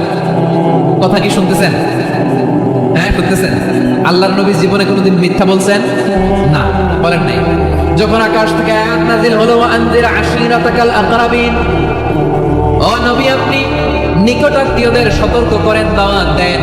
আল্লাহর নবী সাফা পাহাড়ের চূড়ায় চলে গেলেন, ডাক দিলেন, সবাইরে বললেন ও আমার জ্ঞাতি গোষ্ঠীর লোকেরা, আমি যদি বলি এই পাহাড়ের পেছনে একদল ঘোর সওয়ার তোমাদের উপর আক্রমণ করবার জন্য, অ্যাটাক করার জন্য অপেক্ষা করছে, তোমরা আমার কথা বিশ্বাস করবে নাকি? এলাকার লোকেরা বলল অবশ্যই বিশ্বাস করব। বিষ্ণু বললেন আমি যদি বলি পাহাড়ের পেছনে একদল ঘোর সওয়ার তোমাদেরকে অ্যাটাক করবে, বিশ্বাস করবা? এখন তো মুসাদ্দিকিয়া, এলাকার লোকেরা বলল অবশ্যই বিশ্বাস করব, কারণ মা জাররাবনা আলাইকা ইল্লা সিদকা, মুহাম্মদ আমরা জীবনে তো কোনোদিন তোমার মিথ্যা বলতে শুনি নাই, তো তুমি যাই বলবা তাই বিশ্বাস করবো। We have never ever experienced a single lie from you. আমাদের জীবনে একটাও মিথ্যা কথা তোমার মুখ দিয়ে বলতে শুনি নাই। সুবহানাল্লাহ পড়েন। এই ময়মনসিংহের কোন ছেলে এখানে যদি দাঁড়ায় স্টেজের মধ্যে, সবাই বলবে এই ছেলেটা এত ভালো, এর জীবনে একটা মিথ্যা আমরা শুনি না। এরকম কোন ছেলে পাওয়া যাবে? হ্যাঁ, ঝামেলায় পড়ে, পেশালে পড়ে, যে কোনো ভাবে আমরা কখনো না কখনো কোনো মিথ্যা বলে ফেলছি, ঠিক কিনা বলেন? আল্লাহ মাফ করুন। কিন্তু বিশ্বনবী সাফা পাহাড়ের চূড়ায় যখন বললেন আমি যদি বলি একদল তোমাদের অ্যাটাক করবে, মানবা? বিশ্বাস করবা? সবাই বলে করবো, কারণ আমরা জীবনে তোমার মিথ্যা বলতে শুনি নাই। সুবহানাল্লাহ কইবেন না? পুরো এলাকাবাসী যদি এই কথাটা বলে, এই কথাটা একজন মানুষের জন্য কত বড় সার্টিফিকেট আপনি কল্পনা করতে পারেন? আমার নবী ওনার গোটা জিন্দেগিতে একটা মিথ্যা বলে নাই। আওয়াজ করে বলেন আল্লাহু আকবার। তার মানে আমার আল্লাহ সত্যবাদী, আমার নবীও ছিলেন সত্যবাদী, আমাদেরকেও তিনি সত্যবাদীদের সাথে মিশতে বলেছেন। রব্বুল আলামিন বলেন ইয়া আইয়ুহাল্লাযীনা আমানু কুনু মা'আস সাদিকিন, হে বিশ্বাসীরা মিথ্যাবাদীদের সাথে তোমরা মিশো না, সত্যবাদীদের সাথে থাকো। সুবহানাল্লাহ বলেন। এবার বলেন আমরা কাদের সাথে থাকবো? মিথ্যাবাদীদের সাথে না সত্যবাদী? আমরা বন্ধু বানাবো কাদের? মিথ্যাবাদীদের না সত্যবাদীদের? আমরা সাপোর্ট করব কাদের? মিথ্যাবাদীদের না সত্যবাদীদের? মনে থাকবে ইনশাআল্লাহ বলেন সবাই। আবার আল্লাহর হাবিব বলেন আলাইকুম বিসসিদকি ফাইন্নাস সিদকা ইয়াহদি ইলাল বিররি ওয়া ইন্নাল বিররা ইয়াহদি ইলাল জান্নাহ। তোমাদের উচিত সত্যাশ্রয়ী হওয়া, কারণ সত্য মানুষকে পুণ্যের পথ দেখায় আর পুণ্য মানুষকে জান্নাতের পথ দেখায়। ওয়া ইয়াকুমুল কাযিবা, তোমাদের উচিত মিথ্যা থেকে বেঁচে থাকা। ফাইন্নাল কাযিবা ইয়াহদি ইলাল ফুজুর, মিথ্যা মানুষকে পাপের পথ দেখায়। ওয়া ইন্নাল ফুজুরা ইয়াহদি ইলান নার, পাপ মানুষকে জাহান্নামের পথ দেখায়। ঠিক কিনা বলেন? সত্য পুণ্যের পথ দেখায়, পুণ্য জান্নাতের পথ দেখায়, মিথ্যা পাপের পথ দেখায়, পাপ জাহান্নামের পথ দেখায়। রাস্তা দুইটা, ডানে আর বায়ে। ডানের রাস্তা চলে গেছে জান্নাতুল ফেরদাউস, বায়েরটা চলে গেছে জাহান্নামে। এবার দ্য ডিসিশন ইজ ইয়োর, সিদ্ধান্ত আপনার, আপনি কোন রাস্তায় চলবেন, ডানে না বায়ে? আওয়াজ করে ডানে না বায়ে? এজন্য আল্লাহ বলেন as-সাদিকিনা ওয়াস-সাদিকাতি, সত্যবাদী নারী ও পুরুষকে আমি বড্ড পছন্দ করি। কয়টা গেল? চারটা চলে গেল। 5 নম্বরে আল্লাহ বললেন ওয়াস-সাবিরিনা ওয়াস-সাবিরাতি, ধৈর্যশীল নারী এবং পুরুষদেরকে আমি পছন্দ করি। আল্লাহু আকবার। মুসলিমিনা মুসলিমাতি, মুমিনিনা মুমিনাতি, কানিতিনা কানিতাতি, সাদিকিনা সাদিকাতি। এবার আসছে সাবিরিনা সাবিরাত, ওয়াস-সাবিরিনা ওয়াস-সাবিরাত, ধৈর্যশীল। আমরা ধৈর্যশীল হতে চাই কি চাই না? আপনাদের ধৈর্য আছে? হ্যাঁ আছে। বিপদে ধৈর্য ধারণ করতে পারেন? আল্লাহ তাআলা তুমি আমার ভাইদেরকে ধৈর্য দাও, বলেন আমিন। ধৈর্য ধারণ করার শক্তি দাও গো মেহেরবান, আমায় দাও গো মেহেরবান। পড়েন আমিন।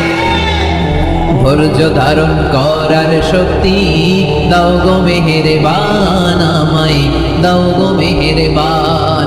বুকের ভেতর ব্যথার নদী বইছে অবিরাম, বইছে বইছে অবিরাম। সবাই পড়ো। ধৈর্য ধারণ করার শক্তি দাও গো মেহেরবান, আমায় দাও গো মেহেরবান। ধৈর্য ধারণ করার শক্তি দাও গো মেহেরবান, আমায় দাও গো মেহেরবান। বুকের ভেতর ব্যথার নদী বইছে অবিরাম। পড়েন আমিন। তাহলে আল্লাহ তাআলা বললেন সাবিরিনা ওয়াস-সাবিরাতি, ধৈর্যশীল নারী এবং পুরুষকে আমি আল্লাহ বড্ড পছন্দ করি। ওয়াস্তাঈনু বিস-সাবরি ওয়াস-সালাহ ওয়া ইন্নাহা লাকাবীরাতুন ইল্লা আলাল খাশিঈন। আল্লাহ বলে যখন বিপদে পড়বা সালাত এবং সবর দিয়ে আমার কাছে সাহায্য চাইবা। বিপদ আসলে রাহমাতাল লিল আলামিন যায় নামাজে দাঁড়ায়। আমরা বিপদ আসলে কি করি? হায় হতাশ, ফেসবুকে স্ট্যাটাস দেই, ঠিক কি না? ফেসবুকে শেয়ার দেই। বিপদ আসলে বন্ধুর সাথে শেয়ার দেওয়ার আগে, নিজের স্ত্রীর সাথে শেয়ার দেওয়ার আগে, ফেসবুকে শেয়ার দেওয়ার আগে শেয়ার করবো কার সাথে? আল্লাহর সাথে। কারণ আপনার বিপদ থেকে আপনার কেউ উদ্ধার করতে পারে না, একজন সত্তা ছাড়া। চিল্লায় বলতে হবে তিনি কে? সে আল্লাহ বলেন গোলাম বিপদের ধৈর্য ধারণ করো। আল্লাহর হাবিবকে আল্লাহ সান্ত্বনা দিচ্ছেন, ওয়াসবির আলা মা ইয়াকুলুনা ওয়াহজুরহুম হাজরান জামিলা। ও নবী, ওরা যা বলে মন খারাপ করবেন না, মন ভাঙবেন না, ধৈর্য ধারণ করুন। ওয়াহজুরহুম হাজরান জামিলা, তাদেরকে সুন্দরভাবে ইগনোর করুন। আমার নবীকে গালি দিত কবি বলে, গণক বলে, পাগল বলে, জাদুকর বলে, লেস কাটা বলে। আমার নবী নাকি লেস কাটা। নাউজুবিল্লাহ পড়বেন না। আমার নবী নাকি নির্বংশ, ওনার বংশ নাকি দুনিয়াতে টিক